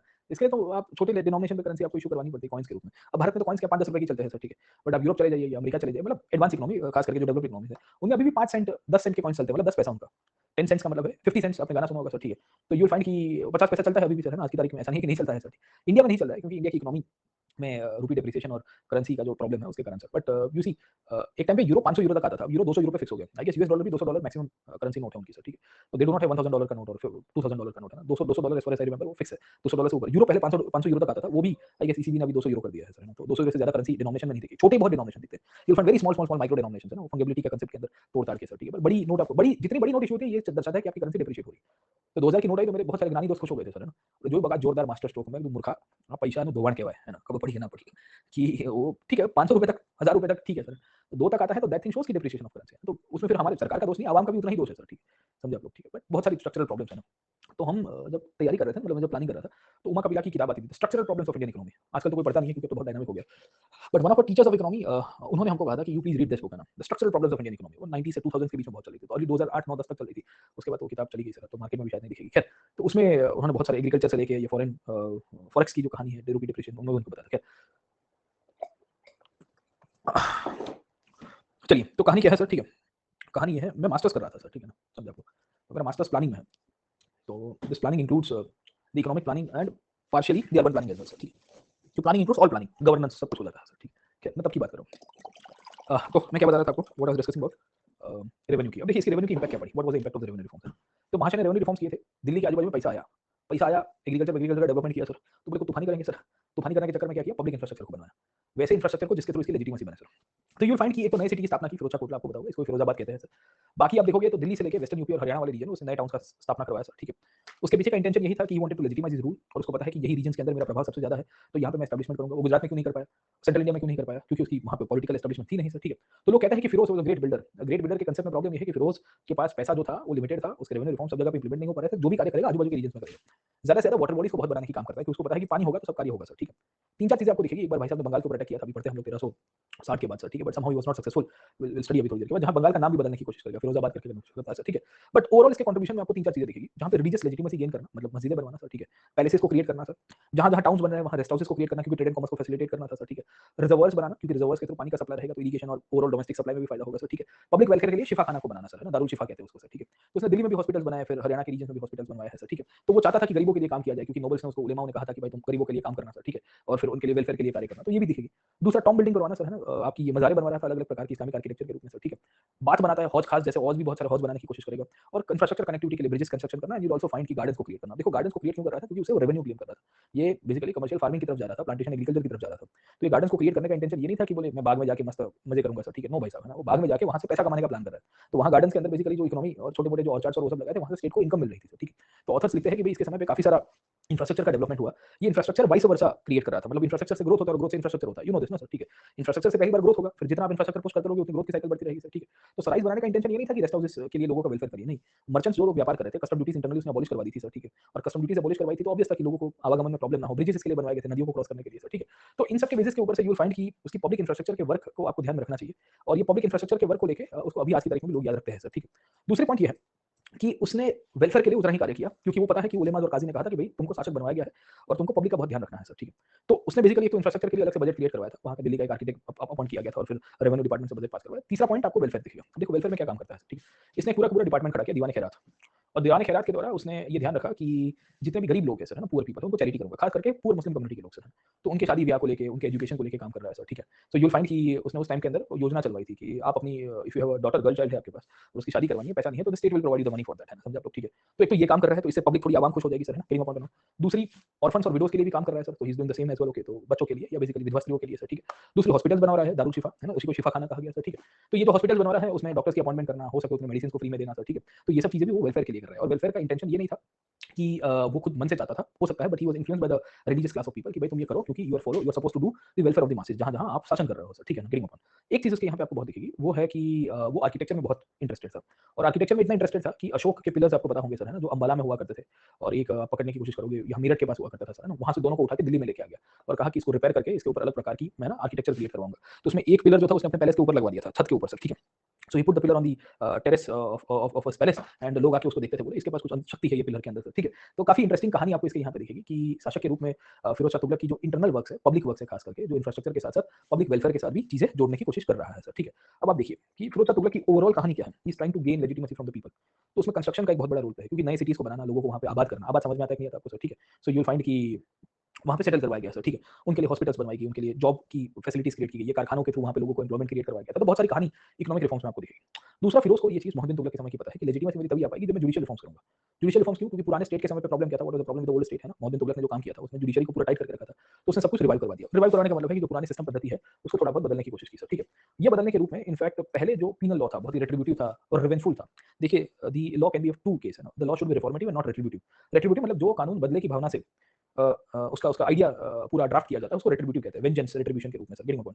दूसरे केस में आपको दूसरा एक कानून दिखेगा जिसे हम लोग कहते हैं the law which is reformative, जो आपको बदलने की कोशिश करता है। जैसे आज का जो कानून प्रक्रिया है हमारा सर, वो बेसिकली रिफॉर्मेटिव है, ना कि रेट्रिब्यूटिव है सर, ठीक है।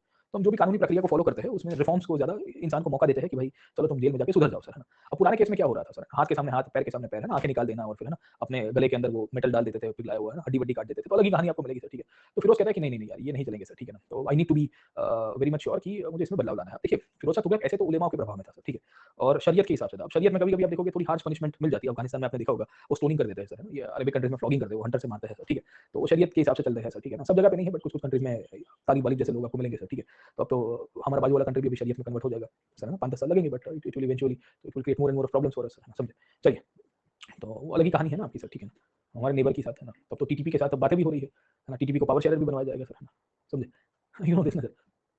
गवर्नमेंट ने कहा कि हम आपको जनरल एमनेस्टी देते हैं, तो टीटीपी वाला सामने उसको लेटर भेजता है, बोले हम आपको एमनेस्टी देते हैं, चलिए हम आपको माफ कर देते हैं। देखिए सर, ठीक है, which is bigger power sir. बाकी सरकार ने वो पॉलिसी ड्राफ्ट की, बोले we are giving you general amnesty, आप बंदूक बंदूक रख के मेन स्ट्रीम में आ जाइए सर। तो कहते हैं हम आपको एमनेस्टी देते हैं कि सर ठीक है ना, कि हम भी आपको एक मौका दे देते हैं। You see sir how powerful this people are sir, है ना, समझे। एंड स्टेट को पता ही नहीं है कि उसके नीचे की जमीन सरक चुकी है। The state has not come to the reality that the land beneath their feet has already been taken away sir. कभी भी गिर जाएगी नीचे, पता नहीं चलेगा सर, वो मंडप गिरता है ना, फटक से स्टेज। क्योंकि आप अभी डिनाइल में रहते हो ना, when you live in a denial, आपको लगता है कि भई अभी डिनाइल है सर, है ना? नहीं क्या होगा, कुछ नहीं होगा, ठीक है। आप कब गिर जाओगे पता भी नहीं, this will eventually go down sir, समझे आप लोग, ठीक है। तो वही कहानी आपको यहाँ दिखी। खैर लेट मी कम बैक ना। तो फिरोज ऐसे तो शरीयत और क्या कहते हैं उलेमा और उन सब पे काम कर रहा है, पर उसको ये भी पता है कि भाई मैं अगर एक्सट्रीम माइल्ड पनिशमेंट या एक्सट्रीम हार्श पनिशमेंट यूज करूंगा तो people will go against me. सही कि गलत सर, है ना? तो I need to make sure कि मुझे सबके लिए काम करना है और सबका भला करना है सर, ठीक है। तो जुडिशियल रिफॉर्म्स के अंदर आपको चीजें दिखेगी। तो उसने पनिशमेंट का नेचर को बदल दिया, माइल्ड पनिशमेंट दिया सर, ठीक है। माइल्ड पनिशमेंट में उतना ध्यान रखा कि हो सके उतनी पनिशमेंट ज्यादा टॉर्चरस ना हो, और जुडिशियल सिस्टम को थोड़ा ह्यूमन बनाने की कोशिश की गई सर। इवन जब भी किसी की डेड बॉडी मिलती थी रास्ते वास्ते में, तो काजी को और उनको बुलाया जाता था, वो इंक्वायरी करते थे कि ये कहाँ की है, कहाँ से आया है, और किसी को बरी करना है तो काजी की सामने बरी होता था, क्योंकि वो रिकॉर्ड कीपिंग हो जाता था, क्योंकि उसके फैमिली वाले एक साल के बाद खड़े हो जाएंगे और देखो इसने मार दिया ये वो फला ढिमका, तो दे कैन एक्चुअली क्लेम कि देखिए ये यहाँ से मिले थे, लेटे हुए थे, फिर हमने फिर दफना दिया इस तरह से। खैर, तो हमको एक चीज मिल रही है फिरोज शाह तुगलक के समय पे कि वो जुडिशियरी में उतना हार्श नहीं रहा। तो हिस्टोरियंस लिखते हैं कि भाई वो जुडिशियरी में उतना हार्श नहीं रहा था, उसके पीछे का कारण ये था कि मोहम्मद बिन तुगलक के जो आयरन हैंड पॉलिसीज उसने हार्श पॉलिसीज को इंप्लीमेंट किया था, उसके सामने रिबेलियंस हो गए थे, हुए थे कि नहीं हुए थे sir? People rebelled against him sir. तो this is one of the major reasons कि फिरोज शाह तुगलक के सामने लोगों ने या फिरोज शाह तुगलक को एक अपॉर्चुनिटी थी टू क्रिएट अ सिस्टम। दूसरा क्या था कि वो हार्श रहता था, अपनी नोबल्स के ऊपर हार्श रहना पड़ता, और अपनी नोबल्स के ऊपर हार्श रहता था, देयर इज एवरी पॉसिबिलिटी कि नोबल्स उसको मार देते सर, है ना? तो रियलिटी थी, आपको भी पता है कि अगर आप नोबिलिटी को खफा करोगे तो फिर सनम बेवफा हो जाएगा सर, ठीक है। तो कैसे क्या हो गया देखते देखते सर, है ना? नोबल्स ने दूसरे दिन ही प्लान कर दिया, बोले चलो राजा का टाइम आ गया है सर, ना this is what it looks like, है ना? सब जगह पे यही होता है सर, ठीक है। तो इसके लिए वो माइल्ड कर रहा है, बोले ज्यादा परेशान नहीं करेंगे सर, ठीक है। पब्लिक को भी ज्यादा हेल्प करने की कोशिश करेंगे सर, ठीक है। तो दीवान खैरात मैंने आपको बताया जो बनाने की कोशिश की सर, या फाइनेंशियल हेल्प देने की कोशिश की, तो एक डिपार्टमेंट बनाया था दीवान इश्तियाक, है ना? जहाँ पे लोगों को अगर आपको स्कॉलरशिप चाहिए, टैलेंट है आपके पास, तो राजा आपको बेसिकली, है ना, जॉब देने की कोशिश कोशिश करेगा सर, ठीक है। तो उसने डिपार्टमेंट्स को बनाने की कोशिश की, इनफैक्ट, है ना, अपने ऑफिशियल्स को कहा कि आप जाके सुपरवाइज करिए, है ना, एक पूरा लिस्ट बनाइए। तो he was one of the first sultan to create employment bureaus at his time sir, है ना? उसने एम्प्लॉयमेंट ब्यूरोज बनाए थे सर, ठीक है। तो ये एम्प्लॉयमेंट ब्यूरोज के थ्रू ये हाईलाइट करवाने की कोशिश कर रहा था कि जिसके पास नौकरी नहीं है उनको नौकरी देने की भी प्रयत्न किया जाए सर, ठीक है। तो यू कैन सी दैट ये वेलफेयर ओरिएंटेड किंग है, बहुत ही बेनोवलेंट था सर, है ना? तो हिस्ट्री में लिखा जाता है बेनोवलेंट डेस्पोट। डेस्पोट तो था ही, क्योंकि डेस्पोटिज्म तो ऑब्वियस है कि सुल्तान के अंदर है, तो वो रहेगी, पर थोड़ा दिल दरिया बाकी सब समंदर वाला था। ये दिल दरिया बहुत सारा कर रहा था क्योंकि उसको पता है कि आयरन हैंड से चला नहीं पाएगा सर, ठीक है, हिडियों पर। तो he actually work for the welfare measures, है ना? तो आपको कभी-कभी क्वेश्चन आता है ना कि analyse the steps taken by the Delhi सल्तनत फॉर द पब्लिक वेलफेयर, है ना? The Kings of the Delhi सल्तनत फॉर द पब्लिक वेलफेयर, कि भाई पब्लिक वेलफेयर के द्वारा, पब्लिक वेलफेयर या लोक कल्याण के लिए दिल्ली सल्तनत के शासकों के द्वारा क्या कार्य किए गए थे, उसका विश्लेषण कीजिए सर, ठीक है। तो जब इस प्रकार के क्वेश्चन आते हैं ना, तो आप फिर फंस जाते हो, भटक जाते हो, यार पब्लिक वेलफेयर में क्या लिखेंगे सर, ठीक है। क्योंकि क्वेश्चन हमेशा एक्सपेक्टिंग आएंगे, तो फिर आपको you need to start with, वही मैंने आपको बताया, क्रोनोलॉजी बेस आपको लिखना पड़ेगा कि भाई अल्तुतमिश में तो कुछ हुआ नहीं था, पब्लिक वेलफेयर वो खुद का वेलफेयर नहीं कर पाया सर, ठीक है। बलबन ने तो सबकी बोलती बंद करा दी थी, iron blood policy. Public welfare का विचार आने की शुरुआत होती है bye the time of Khilji's, समझे? और अरविंद खिलजी ने मार्केट रिफॉर्म्स के थ्रू पब्लिक वेलफेयर का इंटेंशन बनवाया था, पर वो फेल हो गया। एग्रीकल्चर रिफॉर्म्स के थ्रू पब्लिक वेलफेयर का कार्य करने की कोशिश की थी, वो फेल हो गया सर। मोहम्मद बिन तुगलक ने पब्लिक वेलफेयर के थ्रू एग्रीकल्चर रिफॉर्म्स किए थे, पर वो टैक्सेशन और दुआ के कारण फेल हो गया सर। आखिर में फिर देन पहला प्रीफेस बांधने के बाद आप फिर उस तुगलक पे आओगे, फिर लिखोगे कि भाई कहाँ-कहाँ वेलफेयर हो। ये वेलफेयर में उसमें जो जुडिशियल रिफॉर्म्स किए, ये वेलफेयर के थ्रू चैरिटी रिफॉर्म्स किए, ये वेलफेयर के थ्रू इंफ्रास्ट्रक्चर रिफॉर्म्स किए, ये वेलफेयर के थ्रू रेवेन्यू को कम करने का काम किया, ये वेलफेयर के थ्रू जॉब सीकर्स के लिए एम्प्लॉयमेंट ब्यूरो को क्रिएट करने का काम किया गया सर, ठीक है। सालाना इनफैक्ट, है ना, स्कॉलरशिप देने का काम किया गया सर। ये सब पब्लिक वेलफेयर का आपको मेंशन करना पड़ेगा सर, ठीक है ना। इसमें हॉस्पिटल्स का भी आप मेंशन कर सकते हो कि भाई कैसे दीवान खैरात, सॉरी, दारुल शिफा, जो शिफा खाना था, हॉस्पिटल्स जो थी वो क्रिएट करवाई जाती है, वो क्यों करवाई गई थी? वेलफेयर स्टेट का एक एग्जांपल है सर, ठीक है। फिर आपको पूछता है कि कैरेक्टर ऑफ दिल्ली सल्तनत एज अ वेलफेयर स्टेट, कभी-कभी ऐसे क्वेश्चन आ जाते हैं सर, ठीक है। देखिए मैं आपको ट्रेंड दिखा रहा हूँ कि आजकल क्या आ रहा है वही, पर उसको घुमा के निकाल रहा है यूपीएससी, और एक स्पेसिफिक आ रहा है सर, है ना, कि how far do you agree that the Delhi सल्तनत was a welfare state? Nature of state के ऊपर आपको पूछता है ना सर। एक आता है कि वो मिलिट्री स्टेट। अब वेलफेयर स्टेट हमने आपको पढ़ाया, अभी अभी तक जो कर रहे हैं वो वेलफेयर स्टेट के ऊपर ही एक पॉलिसी दिखा रहे हैं। अभी कल आएंगे तो हम लोग मिलिट्री स्टेट के ऊपर आएंगे, कल से मैं आपको नेचर ऑफ दिल्ली सल्तनत करवाऊंगा।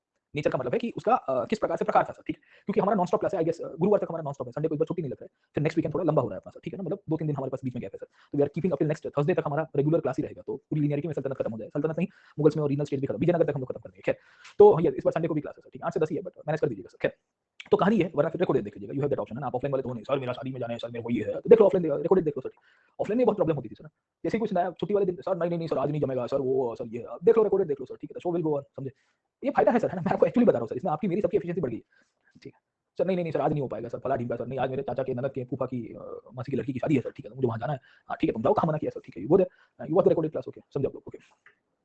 दैट्स अ गुड थिंग ना सर। तो संडे को हमारा क्लास है सर। चलिए let's me come back to this one, okay. तो मैं क्या बता रहा था, वेलफेयर स्टेट के बारे में बता रहा था सर, ठीक है। व्हाट आई विल डू, हम लोग क्या करेंगे सर, है ना, एग्जैक्टली आपकी प्रीलिम्स खत्म होगी, सुनिए मेरी बात। प्रीलिम्स खत्म होगी, उसके बाद मैं एक रिवीजन कम क्रैश कोर्स लेके आऊंगा, वो क्वेश्चन आंसर सेंट्रिक होगा, खाली खाली ऑप्शनल की बैच के लिए, 50-100 आवर्स के बीच में, मोस्ट प्रॉब्ली 25 क्लासेस लूंगा, 20-25 क्लास। उसमें ये सब क्वेश्चन आपको तब करवाऊंगा, अभी नहीं करवाऊंगा सर, ठीक है, अभी नहीं करवाऊंगा सर, तब अगले साल होगा, अभी नहीं होगा। अभी तो हम लोग फाउंडेशन कर रहे हैं इसके लिए सर, ठीक। तो जब आप अगले साल आओगे ना प्रीलिम्स के बाद, तो अगर आपका सब्सक्रिप्शन खत्म हो रहा है, तो 1-2 महीने का, 2-3 महीने का सब्सक्रिप्शन ले लीजिएगा सर, ठीक। काफी बच्चों के साथ ये क्वेरी, सर मेरे को यही करना है। तो व्हाट यू कैन डू कि जब बैच लॉन्च हो रही है तब सब्सक्रिप्शन ले लो, तो 3 महीने का, आपको पता है कि बैच इस टाइम पे क्रैश कोर्स है, तो 2-3 महीने में खत्म हो जाएगी सर, ठीक है ना, समझे? तो पूरे साल का सब्सक्रिप्शन लेने की आवश्यकता नहीं होगी सर, ठीक है। इनको रिवीजन करना है ना, या स्पेसिफिक काम करना है, वो क्या कहते हैं, क्वालिटी इंप्रूवमेंट के लिए काम करना है सर, समझे आप लोग, ठीक है। तो फिर ऑटोमेटिक, और फिर आपका शायद तक आपने जिन लोगों ने नया सब्सक्रिप्शन लिया उनको तो अगले साल की मेंस तक वैलिडिटी है sir, as far as I remember, yes. तो those who have taken during this phase ना, they have got validity till 2022 mains as well sir. तो I guess that will be मतलब काफी लिनियरिटी में आ जाएगा। चलिए let me come back to this point, okay. So ये पिंकी पूछ रहा है कि सर हमने शर्मा सर की किताब पढ़ी है, उपिंदर की, बट उपिंदर मैम की पढ़ना, हाँ जरूरी है, पढ़ना जरूरी है सर, ठीक है ना, समझ आप लोग, ठीक है। तो you are suppose to read that, okay. Optional है तो आपको पढ़ना जरूरी, बहुत जरूरी है सर। शर्मा साहब की किताब ब्रीफ है, उसके बाहर से हर साल क्वेश्चन आते हैं ना। पिंकी आप मेरे कोर्स अटेंड पुराने क्लासेस को अटेंड करिए तो you will be able to get the previous questions as well, है ना, कि कहां से निकल रहा है बुक में से वर्बेटिम आ रहा है। 50% क्वेश्चन तो बुक से आ रहा है, 50% फिर हमारे मैंने आपको कम यहाँ क्लास में दे दिया है। चलिए let me come back to this point. Okay, हम वापस आ जाते हैं। तो वेलफेयर समझ में आया आपको? वेलफेयर समझ में आया कि फिरोज शाह तुगलक की वेलफेयर पॉलिसीज, ये वेलफेयर में आपको ये लिखना है दिल्ली सल्तनत के समय पे सर, ठीक है। तो when we see the welfare aspect, है ना, कि भाई क्या ये लोक कल्याण के कार्य कर रहा था, steps taken by Firoz Shah Tughlaq, तो इसमें आप 5-6 चीजें लिखोगे सर, समझे आप लोग, ठीक है। एग्रीकल्चर रिफॉर्म्स की बात करेंगे सर, इसमें दीवाने कोही को किस तरह से रीऑर्गेनाइज किया गया लैंड रेवेन्यू के पर्सपेक्टिव से सर, ठीक है। इसके बाद आप जुडिशरी को लिखने की कोशिश करोगे, ये वेलफेयर के रूप में रिफॉर्म्स करने की कोशिश की गई, ना कि रिट्रीब्यूशन के रूप में, और पनिशमेंट को बदलने की कोशिश की जाती है, राइट सर, ठीक है। तीसरे पॉइंट आप पकड़ने की कोशिश करोगे, ओवरऑल रेवेन्यू चेंजेस किए गए और ट्रेड एंड कॉमर्स को बढ़ाने के लिए उसने कस्टम ड्यूटीज को अबॉलिश किया सर, और इंफ्रास्ट्रक्चर को बिल्डअप किया, ब्रिजेस से लेके नए टाउन्स को क्रिएट करना, रेस्ट हाउसेस को बनाना सर, है ना, ये सब चीजें इसके अंदर से आ जाएगी सर, ठीक है। ये इंफ्रास्ट्रक्चर में आप इरिगेशन इंफ्रास्ट्रक्चर को, ये भी वेलफेयर के अंदर आएगा सर, ठीक है। दूसरा, दीवान खैरात जैसे डिपार्टमेंट को क्रिएट करवाया गया, वही खैरात जो पुअर के लिए चैरिटी का काम कर रहा था सर, ठीक है ना। तो जिसके थ्रू शादी ब्याह हो जाती थी, ये सब कार्य हो जाते थे सर, ठीक है। तो जिसके कारण लोग उसके तरफ ही जाएंगे सर, समझे नहीं समझे, है ना। तो इसी बेसिस के ऊपर हम लोग लिख सकते हैं कि एम्प्लॉयमेंट ब्यूरो को क्रिएट किया गया, दीवान इश्तिकाक सर, ठीक है ना। तो एम्प्लॉयमेंट अपॉर्चुनिटीज के लिए कार्य किया गया और बेसिकली कोतवाल को ऑर्डर दिया गया कि भाई आप देखोगे कि कोई बंदा बेकार नहीं बैठा है, और बेकार बैठा है तो उसको पेंशन देने की कोशिश करिए, टैलेंट को हाईलाइट करने के लिए कार्य किया जाएगा, स्टेट स्पॉन्सर्ड इंडस्ट्रीज को रखा गया, कारखाने को बनाया गया सर, ठीक है। तो यू कैन सी मैन्युफैक्चरिंग को प्रमोट करने के लिए स्टेट ने खुद के कारखाने बना दिए। तो ये इवन बतूता के समय से कारखाने चल रहे थे, इवन बतूता के बाद तो बहुत डेवलपमेंट हुआ सर, ठीक है। Even Battuta was very much surprised to see the karkhanas that was built by Mohammad Tughlaq sir, यार ये गजब के कारखाने बनाए इसने सर, ठीक है, मैन्युफैक्चरिंग बढ़िया कर रहे हैं ये लोग सर, ठीक है। तो बाय दिस टाइम तो ये तो और आगे चल जाता है, यहाँ पे भी जॉब मिल रही थी सर, ठीक है। इसी के बेसिस के ऊपर से हॉस्पिटल्स का भी कार्य करवाना सर, और हॉस्पिटल्स के अंदर शिफा खाना जैसे इंस्टीट्यूशंस को बनाना, ठीक है ना। तो ओवरऑल आप देखिए सर कितने सारे उसके वेलफेयर के स्टेप्स आपको दिखेंगे, है ना। तो प्रो पुअर आपको कभी-कभी पूछता है कि was he a pro poor king, opinionated question आता है ना, कि क्या फिरोज शाह तुगलक को आप गरीबी उद्धार के रूप में या गरीबों के उद्धार के रूप में कंसीडर कर सकते हैं, है ना। 15 या 16 में यहाँ स्टेट पीसीएस के इंटरव्यू थे, तब हिस्ट्री ऑप्शनल पुराने पैटर्न में था और मैं मॉक इंटरव्यू में बैठा था, तो उसके एक स्टूडेंट था, उसका हिस्ट्री ऑप्शनल था, मेरे पास मॉक के लिए आया था। तो मैंने उसको पूछ दिया था कि फिरोज शाह तुगलक क्या गरीबों के उद्धार के रूप में कंसीडर किया गया है। तो 3-4 लोग थे, हम लोग मॉक इंटरव्यू ले रहे थे, तो वो भाई साहब फंस गए उसमें सर, उसने कहा मना कि नहीं सर वो तो कैसे कंसिडर, मतलब कोई भी गरीबों के लिए उसने काम ही नहीं किया था। बोले सर कहाँ काम किया है, मतलब हो गया कल्याण तुम्हारा हिस्ट्री में सर, ठीक है। फिर मैंने याद कराया, फिर उसको थोड़ा करेक्ट करवाया। मैंने बोला यार देखिए नो डाउट उसकी वीकनेसेस थी, उसकी लिमिटेशंस थी, बट वो थोड़ी बहुत वेलफेयर और सबने लिखा है सर, है ना। अब आप फिर आप उसको देखने का नजरिया बदल दोगे तो फिर आपको सब उल्टा ही दिखेगा सर, ठीक है। बट एटलीस्ट वो थोड़ा बहुत कार्य कर रहा है, ऐसा भी नहीं था कि बिल्कुल नहीं कर रहा था। इसमें फिर रिलीजियस पॉलिसीज में हम लोग क्रिटिसाइज करेंगे कि जजिया बजिया लागू करवाना, ये कोई प्रो पुअर का आइडिया नहीं था सर। गरीब ब्राह्मणों के ऊपर जजिया लागू करवा रहे हो, ये थोड़ी प्रो पुअर होगा, तो वो तो उसकी लिमिटेशंस में आएगा सर, ठीक है, गरीबों पर। चलिए तो ये 4-5 पॉइंट आपकी कहानी के अंदर आपको पता चलने चाहिए तुगलक के समय पे सर, ठीक है ना। तो तुगलक ने काफी सारे कार्य किए, ये कार्यों के अंदर बेसिकली उसने स्लेवरी एज एन इंस्टीट्यूशंस को और आगे बढ़ाया। अब देखिए थोड़ी बहुत स्लेव्स के बारे में डिस्कस करते हैं। कॉइन्स को वेलफेयर के अंदर सीधे-सीधे तौर के ऊपर नहीं कंसीडर करेंगे तो ज्यादा ठीक है, क्योंकि coins was greater part of the economic reform. ये जरूर से लिखेंगे कि कॉइन्स में स्टैंडर्डाइजेशन किया, कॉइन्स के अंदर बेसिकली डिनोमिनेशन उसकी जो वैल्यू है वो कम कर दी सर, डिबेसमेंट ऑफ करेंसी की, जिससे इकोनॉमिक ट्रांजिशन को फैसिलिटेट किया गया और ग्रेटर इंटेंशन फिर वेलफेयर के साथ जुड़ गया सर, क्योंकि लोगों को अर्थव्यवस्था में दिक्कत ना हो सर, ठीक है। तो वैसा कुछ लिख सकते हैं हम लोग सर, ठीक है, ग्रीन पॉइंट। चलिए तो स्लेव्स के ऊपर आप थोड़ी बहुत डिस्कशन करते हैं। देखो कल भी किसी ने स्लेव्स के ऊपर पूछा था, स्लेवरी एज एन इंस्टीट्यूशन के ऊपर। अब फिरोज शाह तुगलक की एक कहानी आपको दिखेगी, वो इनके ऊपर कुछ ज्यादा ही ओवर डिपेंडेंट हो गया था। ओवर डिपेंडेंट क्यों हो गया था, उसके पीछे का कारण था, इसको लग रहा था कि यही लोग मेरे काम में आएंगे सर, ठीक है, और यही लोगों के द्वारा मैं शासन को चला भी पाऊंगा, और ये पार्शियली करेक्ट भी था क्योंकि इसके पहले भी गुलाम प्रथा चल रही थी सर, ठीक है। इसने स्लेवरी को लेके एक इंस्टीट्यूशन क्रिएट किया, दीवाने बंदगा। बंदगा समझ में आता है, बोले बंदा है ना, वहां से ही आप पकड़ने की कोशिश करोगे तो हम कहते हैं कि ये मेरा बंदा है, ये मेरा बंदा है, बाजू में नहीं खड़े रहते बोलो सर, ठीक। तो बंदगा जो है ये शब्द इंडिविजुअल के यूज हुआ ना सर, ठीक है, गेटिंग पॉइंट। तो ये दीवाने बंदगा करके एक डिपार्टमेंट क्रिएट किया गया स्लेव्स के वेलफेयर को लेके। इनफैक्ट ये स्लेवरी सिस्टम और स्लेव्स के welfare over period of time के डिक्लाइन के पीछे रिस्पांसिबल रहती है, क्योंकि जब दिल्ली सल्तनत का पतन होगा तो उसमें ये फिरोज शाह तुगलक के जो काइंड ऑफ बेसिकली स्लेव्स थे उसके पीछे बहुत भारी पड़ जाएंगे सर, ठीक है, गेटिंग पॉइंट। ये स्लेव्स ही थे जो उसके सामने बगावत भी करते हैं, ये स्लेव्स ही थे जो उसको टेक्निकल हम लोग कह सकते हैं कि वीक भी कर देते हैं सर, गेटिंग पॉइंट। तो उसकी एक कहानी आपको दिखेगी। इनिशियली वो जहाँ-जहाँ पे अटैक करता था, जहाँ-जहाँ पे रेड करता था, जहाँ पे युद्ध करने गया है, वहाँ पे स्पेशल ऑफिशियल्स को भेजा जाएगा कि बोले उठाओ सबको और लेके आ जाओ कोर्ट के अंदर से, ठीक है। और जहाँ-जहाँ पे उसने रेड की है, मतलब he has gone to Bengal, he came to central India, है ना। एक बार तो भटक गया था, यू नो दिस ना सर, वो 2 बार भटका है सर, है ना। काफ़ी कम राजा होते हैं जो भटक जाते हैं। एक बार यहाँ छोटा नागपुर प्लेटू में भटक गया, झारखंड से इस साइड में सर, ठीक है। तो वहाँ तो भाई साहब की हालत खराब हो गई थी क्योंकि ट्राइबल एरियाज़ थे सर, है ना। तो दौड़ा-दौड़ा के मारा था उसको सर, ठीक है। फिर एक बार यहाँ कच्छ में भटक गया, गुजरात में, सिंध से वापस आ गया, नीचे गुजरात की तरफ आ रहा था। अब सिंध से गुजरात में हो गया, डेजर्ट ही डेजर्ट आता है सर, ठीक है। तो वहाँ भटक गया सर, है ना। तो वहाँ 6 महीने के बाद मिला था, जामनगर के पास नीचे उतरा, तब जाके बोला हाँ पानी मिला थोड़ा मेरे को सर, ठीक है ना। तो ये भाई साहब के साथ प्रॉब्लम है कि ये जहाँ-जहाँ अटैक करना जाता था वहाँ से स्लेव्स को उठा लेता था। तो ये अच्छी बात थी क्योंकि स्लेव्स अल्टीमेटली उसके एम्पायर बिल्डिंग में हेल्प भी करते थे। प्रॉब्लम ये हुआ कि when he used to capture the slaves in huge number, तो उसके बाद इसने इन लोगों को अलग-अलग डिपार्टमेंट का हेड बनवा दिया। अब किसी को मर्चेंट के रूप में अपॉइंट किया, किसी को कुक के रूप में अपॉइंट किया, किसी को सिक्योरिटी गार्ड के रूप में अपॉइंट किया सर, ठीक है। So all were appointed into multiple departments, है ना। किसी को यहाँ, किसी को वहाँ, फला ढीमका सर, है ना। आर्मी वार्मी से लेके सब जगह के ऊपर। अब आप देखिए, आर्मी की होमोजेनिटी एट टाइम्स आपको बहुत मदद करती थी जब आप आक्रमण करते थे। मैं क्यों बता रहा हूँ, क्योंकि Turkish homogeneity was one of the reasons behind the consolidation in India. Balban के समय पे ये हुआ था। बलबन ने एक्सक्लूसिविटी बनाई थी सर, हमने देखा था ओवरऑल नोबिलिटी के अंदर, आर्म फोर्सेस के अंदर भी हो सके उतनी होमोजेनियस रखने की कोशिश। यहाँ ये स्लेव्स थे, ये बाहर के स्लेव्स थे नहीं सर। ये स्लेव्स प्रैक्टिकली इंडिया के थे। उनमें से काफ़ी लोगों के पास फाइटिंग स्पिरिट नहीं थी, ना ही उनके पास कह सकते हैं कि लड़ने की क्षमता भी थी सर। काफ़ी लोगों को आर्म फोर्सेस के अंदर लाया गया सर, बॉन्डिंग का प्रॉब्लम था सर। इनके बीच में बहुत सारे डिफरेंसेस भी थे सर, ठीक है। उसके बावजूद भी उसने स्लेव्स को कैप्चर करके इन लोगों को बहुत बड़ी मात्रा में उठाया सर, और इनको बेसिकली आप देखोगे अलग-अलग डिपार्टमेंट्स के अंदर बिठा दिया। अब जब ये सब चीज़ें हो रही है सर, गेटिंग माय पॉइंट और नॉट, है ना। ये स्लेव्स को किसी ने कारखाने में भेजा, किसी को आर्मी में भेजा, किसी को कलाकारी की, किसी को कैपिटल के अंदर एडमिनिस्ट्रेशन में बिठा दिया सर, ठीक है ना। Getting my point. तो बड़ी मात्रा के अंदर स्लेव्स को उसने गवर्नर्स बनाया, किसी को अमीर बनाया, है ना, काइंड ऑफ आप पकड़ने की कोशिश करोगे, रेवेन्यू ऑफिशियल्स के रूप में बना दिया सर, ठीक। तो करीबन 1,80,000 के आसपास गुलाम की स्ट्रेंथ इसके पास थी, उसको अलग-अलग जगह के ऊपर उसने अपॉइंट करवाई। इनको बेसिकली ये खुश करना चाहता था सर, है ना। और इनके खुश करने के चक्कर में इनको सैलरी दी, कुछ कुछ अच्छे स्लेव्स थे उनको लैंड ग्रांट्स दिए गए सर, समझे कि नहीं समझे? अब प्रॉब्लम क्या था सर, ये जितने भी स्लेव्स थे, ये स्लेव्स नो डाउट सुल्तान के समय पे एक्वायर तो किए गए थे, बट सुल्तान की लॉयल्टी इनकी तरफ या इनकी लॉयल्टी सुल्तान की तरफ नहीं थी sir. Getting my point? You will find कि ये स्लेवरी सिस्टम में दो प्रॉब्लम हुए, एक तो ज्यादातर हिंदुस्तानी स्लेव्स थे, हिंदुस्तानी मुस्लिम्स थे, हिंदूज भी हुआ करते थे जिनको कन्वर्ट किया गया था, वो हमेशा बेसिकली स्टेट के साथ अपने आप को जुड़ाव नहीं महसूस करते थे, पर इसने बेसिकली स्टेट के रूप में उनको इंक्लूड करवाया और कहा कि यू आर द स्टेट। अब देखिए स्लेव्स आपके लिए तभी काम करेंगे जो आपके साथ कनेक्टेड फील करे, जैसे मलिक काफूर उनका गुलाम था, पर काफूर वो सो मच कनेक्टेड टू सुल्तान है ना, तो आप मूवी में भी देखा होगा सुल्तान का खास हुआ करता था। या खुसरो खान देख लीजिए सर, है ना, हसन मुबारक शाह का स्लेव था, या कुतुबुद्दीन देख लीजिए सर, है ना, जो घोरी का स्लेव था, या अल्तुतमिश देख लीजिए जो कुतुबुद्दीन का स्लेव था, है ना, तो वो होता है अटैचमेंट होना सर, सुल्तान के प्रति लॉयल्टी रखना सर, स्टेट के प्रति लॉयल्टी रखना, स्टेट के लिए सब कुछ कर देना। पर वो गिने चुने लोग ही होते हैं सर, आप जब इतनी बड़ी मात्रा में सब जगह पे घुसनखोरी करवा रहे हो, इधर लगा इधर लगा इधर लगा, तो they became part of the greater framework and then they will try to dominate according to their own whims and fancies. Getting my point? इसमें जो टर्किश नोबिलिटी थी उनको लग रहा था कि हमको अंडरमाइन किया जा रहा है, तो the slavery system which was actually started right from the Delhi सल्तनत के समय से जो शुरू हुआ था, ये धीरे-धीरे करके अगर आप समझने की कोशिश करोगे, इतनी ज़्यादा एक्सपांड हो रही है और इतनी ज़्यादा आगे चल रही है। ये स्लेवरी सिस्टम प्रॉब्लम क्रिएट कर रही थी तुगलक के समय एंड दे बिकेम द जम ऑफ करप्शन, क्योंकि इनको पैसे दिए गए थे, इनको लैंड ग्रांट दी गई थी, ये गवर्नर्स बन गए थे, इनको हेरिडिटरी लैंड ग्रांट्स दी जा रही है सर, ठीक है, गवर्नमेंट ऑफिशियल्स के रूप में ये सब कुछ काम कर रहे हैं सर। तो कोई भी सरकार का ऑर्गन बाकी नहीं रहा था जहाँ पे स्लेव्स पहुंचे ना हो सकते, और जहाँ पे स्लेव्स जहाँ-जहाँ पहुंचे थे गुलाम, ये गुलाम मूलतः से अगर आप समझने की कोशिश करिए, वैसे गुलाम थे जो सब कुछ सिस्टम को करप्ट कर रहे थे sir. Getting my point? And this is one of the reason you will find कि इन सब लोगों ने जब पावर को एक बार चख लिया और फिर उसके बाद आप पकड़ने की कोशिश करोगे कि जब सुल्तान कमजोर होगा तो ये स्लेव बगावत करेंगे कि नहीं करेंगे। So what will happen after Firoz Shah Tughlaq? जैसे ही फिरोज शाह तुगलक की मृत्यु हुई, ये स्लेवरी सिस्टम उसके बाद बगावत करना शुरू कर दी। तो शुरू तो मोहम्मद बिन तुगलक के समय से हुआ था, जब उसने हिंदू कन्वर्ट्स को स्लेव बनाना शुरू किया। फिरोज शाह तुगलक ने पूरा का पूरा दीवाने बंदगा को क्रिएट करवाया, स्लेव्स को प्रोक्योर करने के लिए ऑफिशियल्स को भेजा गया और एक से एक स्लेव्स को कोर्ट के अंदर रखा गया, बाकी बेकार के स्लेव्स को कहीं और भेजा गया। अरे तुम क्यों भेज रहे हो सर? भाई यू आर रिक्रूटिंग देम, है ना, आपको पता नहीं वो आपको कब टॉपल कर देंगे सर। तो ये होता है sir, this will happen over period of time sir. और इसके लिए आपको 2020 के अंदर भी आपको यही पूछा गया है सर, ठीक है ना, कि भाई हेटेरोजेनस नोबिलिटी मोहम्मद बिन तुगलक के समय पे ये 20 या 18 का प्रश्न है, वो डिसइंटीग्रेशन की तरफ जाती है सर, ठीक है। Muslim nobility during the Tughlaq period sir, है ना, इवैल्यूएट करना है सर आपको। तो ये नोबिलिटी में आपको दो प्रकार की नोबिलिटी दिखेगी सर, है ना। तो एक आपको जो टर्किश नोबिलिटी है और एक हिंदुस्तानी नोबिलिटी है, और उसका इवैल्यूएशन करने का मतलब ये है कि भाई अल्टीमेटली ये नोबिलिटी के कारण ही इनके डिक्लाइन होने की शुरुआत हो जाएगी सर। तो क्वेश्चन आपको कभी-कभी मैक्रो लेवल के ऊपर पूछता है कि भाई तुगलक डायनेस्टी के समय पे जो मुस्लिम नोबिलिटी था उसका क्या रोल रहा है। और मुस्लिम नोबिलिटी में टर्किश नोबिलिटी और नॉन टर्किश नोबिलिटी दोनों आएगी सर, क्योंकि पावर के ऊपर तो यही थे। अब जैसे खान जहां मकबूल मैंने आपको बताया, तो क्या मुस्लिम नोबिलिटी में आएगा कि नहीं आएगा? आएगा जरूर मुस्लिम नोबिलिटी ऊपर, वो हिंदुस्तानी कन्वर्ट था। अब जब वो हिंदुस्तानी कन्वर्ट के रूप में कार्य कर रहा है तो क्या उसने एम्पायर बिल्डिंग में राजा को मदद की थी कि नहीं की थी? मैं कहूंगा जरूर से की थी। पर क्या सब हिंदुस्तानी कन्वर्ट ने मदद की थी? नहीं की थी सर। उनको देखा ही नहीं जाता था एडमिनिस्ट्रेशन में, उनको कंसीडर ही नहीं किया गया था एडमिनिस्ट्रेशन में। आप ये तो तुगलक थे जिन्होंने हिंदुस्तानी कन्वर्ट्स को ऊपर लेके आए सर, क्योंकि वो खुद भी लो ओरिजिन के साथ जुड़े गए हैं ना। खलजी रिवॉल्यूशन के बाद ये जो नोबिलिटी है वो लो ओरिजिन नोबिलिटी ऊपर के ऊपर पावर के ऊपर आने की शुरू। बाकी बलबन को पूछिए, बलबन कहता है कि खून खौल उठता है मेरा अगर मैं कोई लो ओरिजिन व्यक्ति को देखता हूं ना, डिप्रेस क्लास के साथ। Getting my point? तो कहानी ये है कि इसने जो कार्य किया है, ये कार्य में आपकी स्लेव्स की बहुत बड़ी रोल प्ले दिखेगी। और ये स्लेव्स अल्टीमेटली एक पूरी की पूरी क्या कह सकते हैं कि, है ना, पेस्ट का काम करते हैं, जो सिस्टम को रॉट कर देंगे। रॉट करने का मतलब उसको खा जाएंगे, उसको सड़ा देंगे पूरी तरह से, ठीक है ना। Getting my point?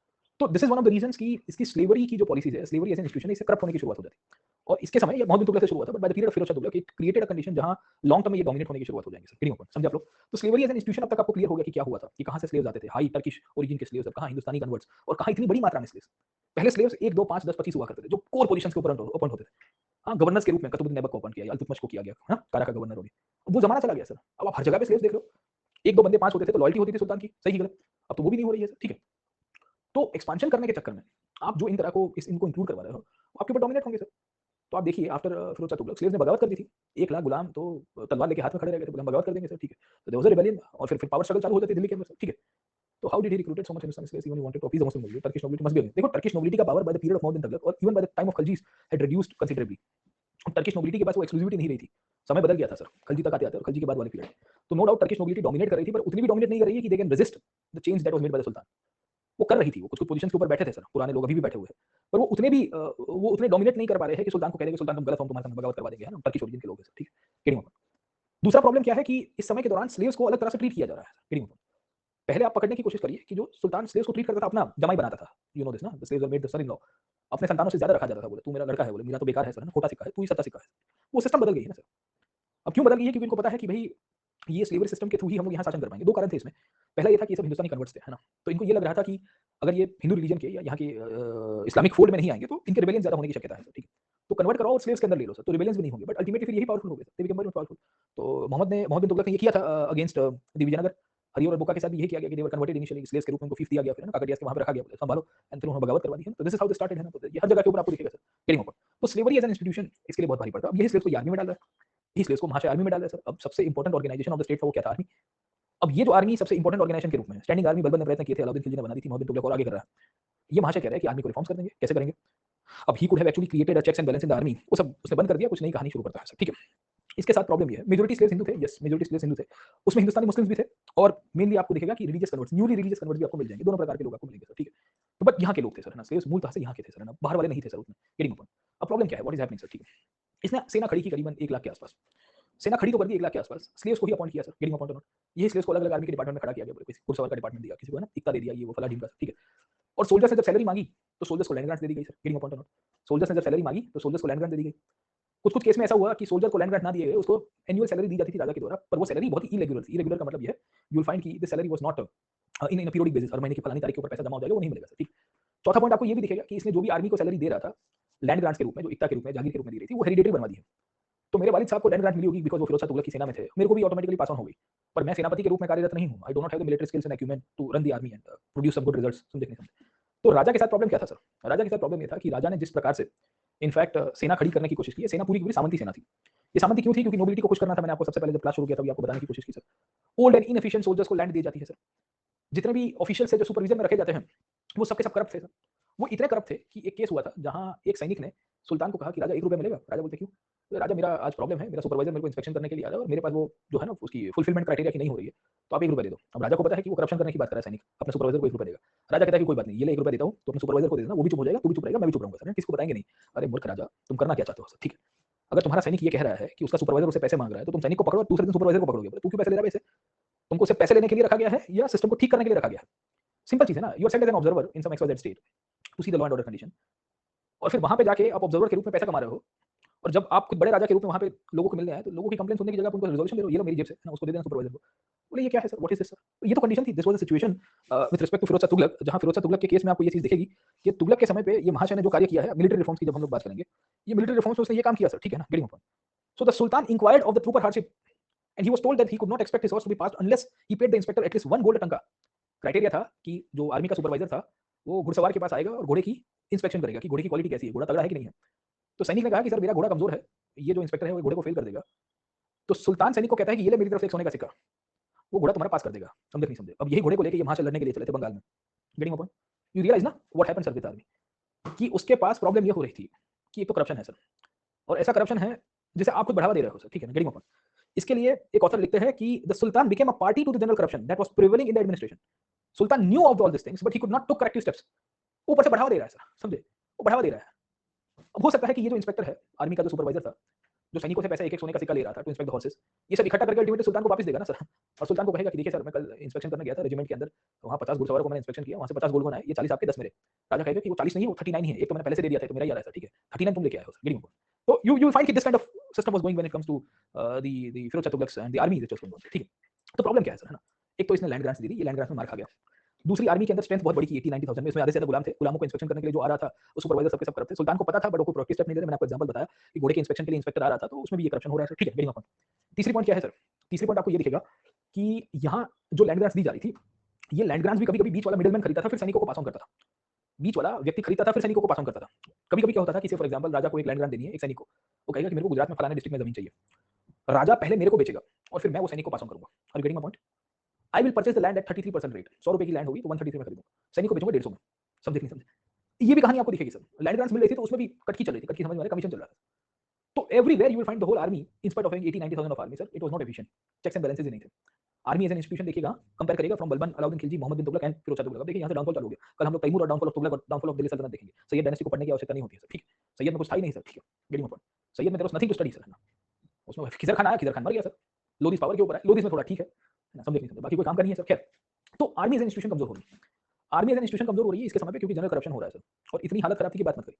उसमें कानून भी कैसे है पता है? बोले आप, मेरे फादर साहब आर्मी में थे, वालिद साहब मैंने बताया, अब ही was a group good commander, but मेरा तो यहाँ फैमिली पैक लेके कहाँ आर्मी में जा पाएंगे सर, ठीक है। But still I was continued in the army, मेरे को जागीर मिल रही है सर, ठीक। इंस्पेक्शन करने आया तो मैंने गोल्ड कॉइन दे दिया सर, समझे आप लोग, ठीक है, गेटिंग पॉइंट। तो कहानी खत्म हो गई सर।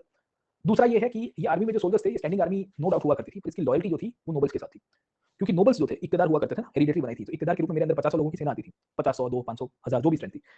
तो जो भी सैनिक थे वो मेरे लॉयल्टी ज्यादा रखते थे रेदर देन सुल्तान लॉयल्टी, क्योंकि मैं रिक्रूट करता था, मैं प्रमोट करता था और मैं उनको अपने इक्ते के अंदर चलवाता था। तो जब जब जरूरत होती थी तो मैं आक्रमण करने के लिए राजा के साथ सेना भेज देता था, but ultimately they were under my control and command. So the soldiers never give their loyalty to the sultan. तो overall army became a very defunct organization. Defunct समझ में आ रहा है सर? उसकी फंक्शनलिटी खत्म हो गई थी सर। मैं आपको ये क्यों बता रहा हूँ, क्योंकि ये फिरोज का जब मृत्यु होगा सर, 10 साल के बाद तैमूर तक आते-आते यू विल फाइंड कि आर्मी खत्म हो जाती है और तैमूर आके जिस तरह से प्लंडरिंग करता है, तो मलफूज़त तैमूरी करके एक किताब है, इसमें ये लिखा गया है कि कैसे तैमूर ने आके आक्रमण किया है सर, उसमें रेजिस्टेंस ही खत्म हो गया था और तैमूर के सामने थोड़े बहुत लोग फाइट कर रहे थे, बट आर्मी के अंदर कोहेजन ही नहीं था, आर्मी के अंदर वो फाइटिंग टेक्निक ही नहीं थी, आर्मी के अंदर स्किल्स ही नहीं थी क्योंकि लोग ही नहीं थे सर। ना फिजिकल टेस्ट में पास हो रहे थे, ना वेपन्स में पास हो रहे थे, समझे आप लोग? ठीक है, they are not passing in any list. तो इन सब के कंडीशन में जो सोल्जर्स थे, वो सोल्जर्स को ना सैलरी मिल रही है, जो मिल रही है वो रेगुलर नहीं मिल रही है। स्टैंडिंग आर्मी थोड़ी बहुत खड़ी की थी, बट वो सुल्तान के साथ जुड़ नहीं पा रही थी। बाकी जो भी नोबल्स थे, उनकी खुद की सेना हुआ करती थी, इक्तेदारों की। इक्तेदार के रूप में मैं बैठा हुआ हूँ। आपको पता है कि सोल्जर आज की तारीख में भी अपने पलटन के लिए जीता मरता है और अल्टीमेटली मारता भी है सर। तीनों की तीनों चीज़ें देखिए, अपने बटालियन के लिए, पलटन के लिए, कंपनी के लिए, रेजिमेंट के लिए। उसमें कमांडिंग ऑफिसर का बहुत बड़ा रोल होता है। मेरा एक दोस्त है, तो he works in the defence, तो उसके पास कंपनी है, मतलब 140 के आसपास जवान है। तो खतरनाक बॉडी है, मतलब वो मेरी एज का ही है, मिड 30s में है, बट अर्ली 40s टच करना है, पर अभी भी वो तगड़ा है सर, है ना? तो कह रहा है कि मैंने बोला इतना फिटनेस कैसे मेंटेन करता है? बोले यार मैं आज फिट नहीं रहूँगा तो मेरी रेजिमेंट है या मेरी कंपनी है, उसके अंदर तो अभी कंपनी है। तो बोले ये कंपनी मेरे को ग्रांटेड ले लेगी। बोले मैं दौड़ता हूँ ना, तो मैं ये ध्यान रखता हूँ कि मेरे पीछे मेरे जवान रहेंगे, कि they should see me as a motivation. देखिए मेरा बॉस जो है, मेरा कमांडिंग ऑफिसर है, सीओ साहब कहते हैं ना, कंपनी कमांडर होगा या सीओ होगा, वो मेरे से एक स्टेप आगे चल रहा है सर। और इसी के थ्रू इंस्टीट्यूशन स्ट्रांग होते हैं सर। जब आप खुद मजबूत और बलवान होते हो, आपके अंदर वो स्किल्स होती है, उसमें फिजिकल फिटनेस बहुत इंटीग्रल पार्ट होता है, तब जाके आप सिस्टम को लीनियरिटी चला पाते हो, बाकी सबके अंदर डिसिप्लिन होता है।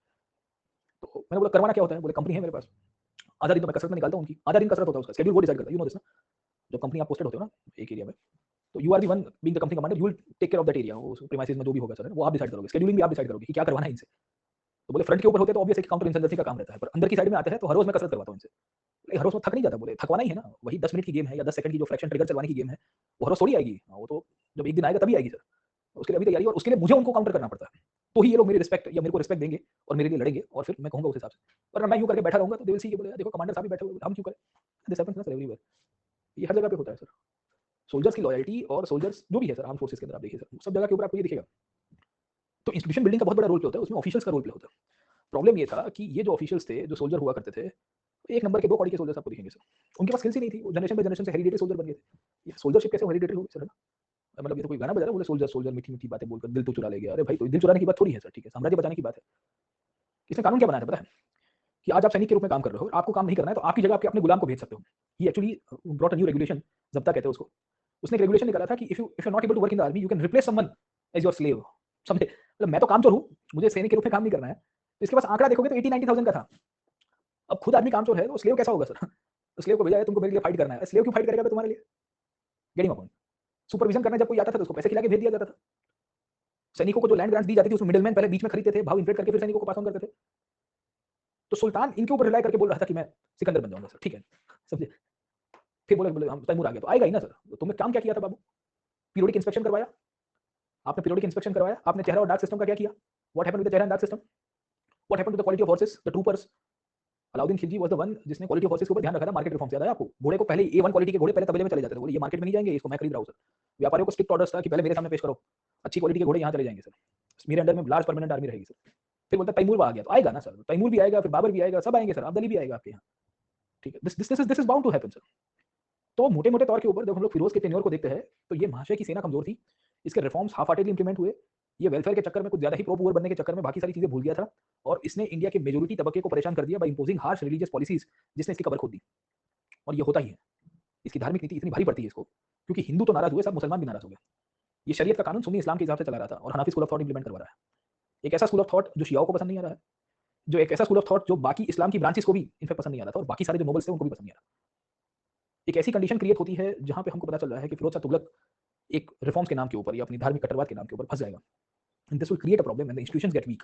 And after Firoz Shah Tughlaq Delhi sultans इतने कमजोर हो गए कि विदेशी आक्रमण हुए, कोर्ट इंट्रिग्स होने की शुरुआत हो गई क्योंकि लोग एक दूसरे के पांव खींच रहे थे, नोबल्स किंग मेकर के रूप में बन रहे थे, स्लेवरी एज एन इंस्टीट्यूशन आप पकड़ने की कोशिश करोगे, सुल्तान को डोमिनेट कर रहा है सर, एंड इवेंचुअली फिर तैमूर का आक्रमण होगा तो कोई बचा नहीं पाएगा sir, and they came to decline sir. समझे आप लोग? तो आज इतना रखते हैं फिरोज के बारे में। लेट्स ज़ब्ता was kind of a regulation जो राजा के द्वारा ऑर्डर किया जाता था। ज़बीता was kind of a regulation जो राजा के द्वारा निकलता था सर, ठीक है ना? Getting point? So you will see कि इसकी रिलीजियस पॉलिसी कल हम लोग डिस्कस करेंगे sir, we will be discussing the religious policies and then overall समझने की कोशिश करेंगे कि इसके मृत्यु तक आते-आते फिर कहानी बदल जाती है, फाइनली लोग डिक्लाइन में जाएँगे सर, ठीक है? तो आपको पूरा एक थीम समझ में आया क्योंकि मैं कल आपको डिक्लाइन कराऊँगा तो एक-एक पॉइंट में आपको खाली कारण बताऊँगा कि ये हुआ था सर। फिर आपको आंसर मिल जाएगा decline of Delhi decline of Tughlaq dynasty जो है, वो यहाँ मैंने डाला हुआ है कहीं पे, कहाँ गया सर, ठीक है ना? ये रहा। Reasons of the decline of the Tughlaq dynasty, उसमें मैं रोल ऑफ फिरोज शाह तुगलक की बात करूंगा, weak success of Mohammad bin Tughlaq sir, ठीक है। तो तुगलक मोहम्मद से शुरू हुआ और एफएसटी तक आते-आते आप देखोगे तो कहानी खत्म हो जाती है। मैंने आपको बताया ना एफएसटी, फिरोज शाह तुगलक। फिर एक-एक लाइन में खत्म कर देंगे हम लोग। Will not go into the ball by ball commentary, क्योंकि आज हमने बॉल बाय बॉल कमेंट्री देखी। बस कांसेप्चुअल है, कल सीधा आंसर ही आएगा आपका फटाक से। हाँ, how far do you agree that Firoz Shah Tughlaq was responsible behind the decline of Delhi सल्तनत, है ना? आप किस हद तक सहमत हो कि फिरोज शाह तुगलक दिल्ली सल्तनत के पतन के पीछे जिम्मेदार है? समझे आप लोग, ठीक है ना? Getting point. तो आपको आइडिया रहना चाहिए ना कि क्या कहानी है। ओपिनियनेटेड क्वेश्चंस ही आ रहे हैं ना आजकल, आप देखिए अब वो जमाना चला गया है डिसइंटीग्रेशन में, बोले कि just discuss this, how far do you agree that Mohammad bin Tughlaq sir, है ना? तो Mohammad bin Tughlaq was the starter and Firoz Shah Tughlaq consolidated the declines. उल्टा क्वेश्चन आएगा, बोले शुरू पतन की शुरुआत तो मोहम्मद बिन तुगलक ने किया, पर उसको फाइनल कंसोलिडेट फिरोज शाह तुगलक ने कर दिया। हां, explain the role in the decline of Mohammad of Delhi सल्तनत and Tughlaq dynasty in this period, ठीक है। तो there can be multiple topics, multiple question, तो आप उसको पॉलिसीज के थ्रू पढ़ोगे तो ही आपको याद रहे। आप क्या करते हो कि डिक्लाइन के पीछे 4 घंटा लगाते हो। डिक्लाइन हमेशा 1 घंटे में, आधे घंटे में, बुलेट पॉइंट्स में हो जाता है, क्योंकि जो चीजें हम लोग यहाँ पे देख रहे हैं वो तो हमने पीछे उसकी इंडिविजुअल जब कॉन्क्वेस्ट देख रहे थे, इंडिविजुअल रिफॉर्म्स देख रहे थे, उसमें हमने पढ़ ली है sir. We have already covered that, है ना? समझे? तो आज यहाँ कंक्लूड करता हूँ और कल मिलता हूँ, विल कंटिन्यू द सेशन से ना, समझे आप लोग, ठीक है। सैटरडे संडे थोड़ा लंबा ले लेंगे तो हम देख लेंगे सर, ठीक है। देविश राय मैं देख के बताता हूँ सर, है ना? अरे आंसर राइटिंग ग्रुप कहाँ गया सर? आंसर राइटिंग ग्रुप का भाई लिंक कहाँ गया भाई? किसी के पास लिंक है तो दे दो सर। जस्ट अ सेकंड, ये रहा सर, है ना? इतना सारे मेंबर कैसे हो गए? हाउ कम 140 के ऊपर मेंबर, उसने तो क्लास में नहीं आते सर, ठीक है। ये रहा, लिखो सर, है ना? इसके ऊपर मैं कल मॉक क्वेश्चन दूंगा सर, आप लिखो सर। 140 तो मेरे क्लास में नहीं आते इतने, तो यहाँ पे आ गए सर। आते 25-30 लोग हैं ना, 140 से ज़्यादा आंसर राइटिंग ग्रुप में आ गए। कहाँ से है सब लोग, है ना? मुझे चेहरा सिस्टम चालू करनी पड़ेगी सर। मैं लॉगिन खिलजी हूँ सर, याद रखना सर, है ना? मैं चेहरा सिस्टम शुरू करूँगा, सबका हुलिया चेहरा दाग सिस्टम सब देखूँगा, क्रॉस आई नो दैट भाई, हिस्ट्री ने तो मुझे बहुत सिखाया है। मैं वही पॉलिसीज़ को इम्प्लीमेंट करवाऊँगा अपने क्लास में, बोले कौन कहाँ ओरिजिनल है पता तो चले सर, ठीक है। चलिए, है ना? तो कंक्लूड करते हैं, let us conclude the class today and कल आपको मिलता हूँ वापस। Tomorrow I will see you one more time sir, है ना? और फिर इनके डिक्लाइन के ऊपर चले जाएँगे। अच्छा, जो लाइव कर रहा है उसके लिए संडे को अटेंडेंस लेते हैं सर, है ना? वो भी डाल दो। चलिए, ओके, ओके।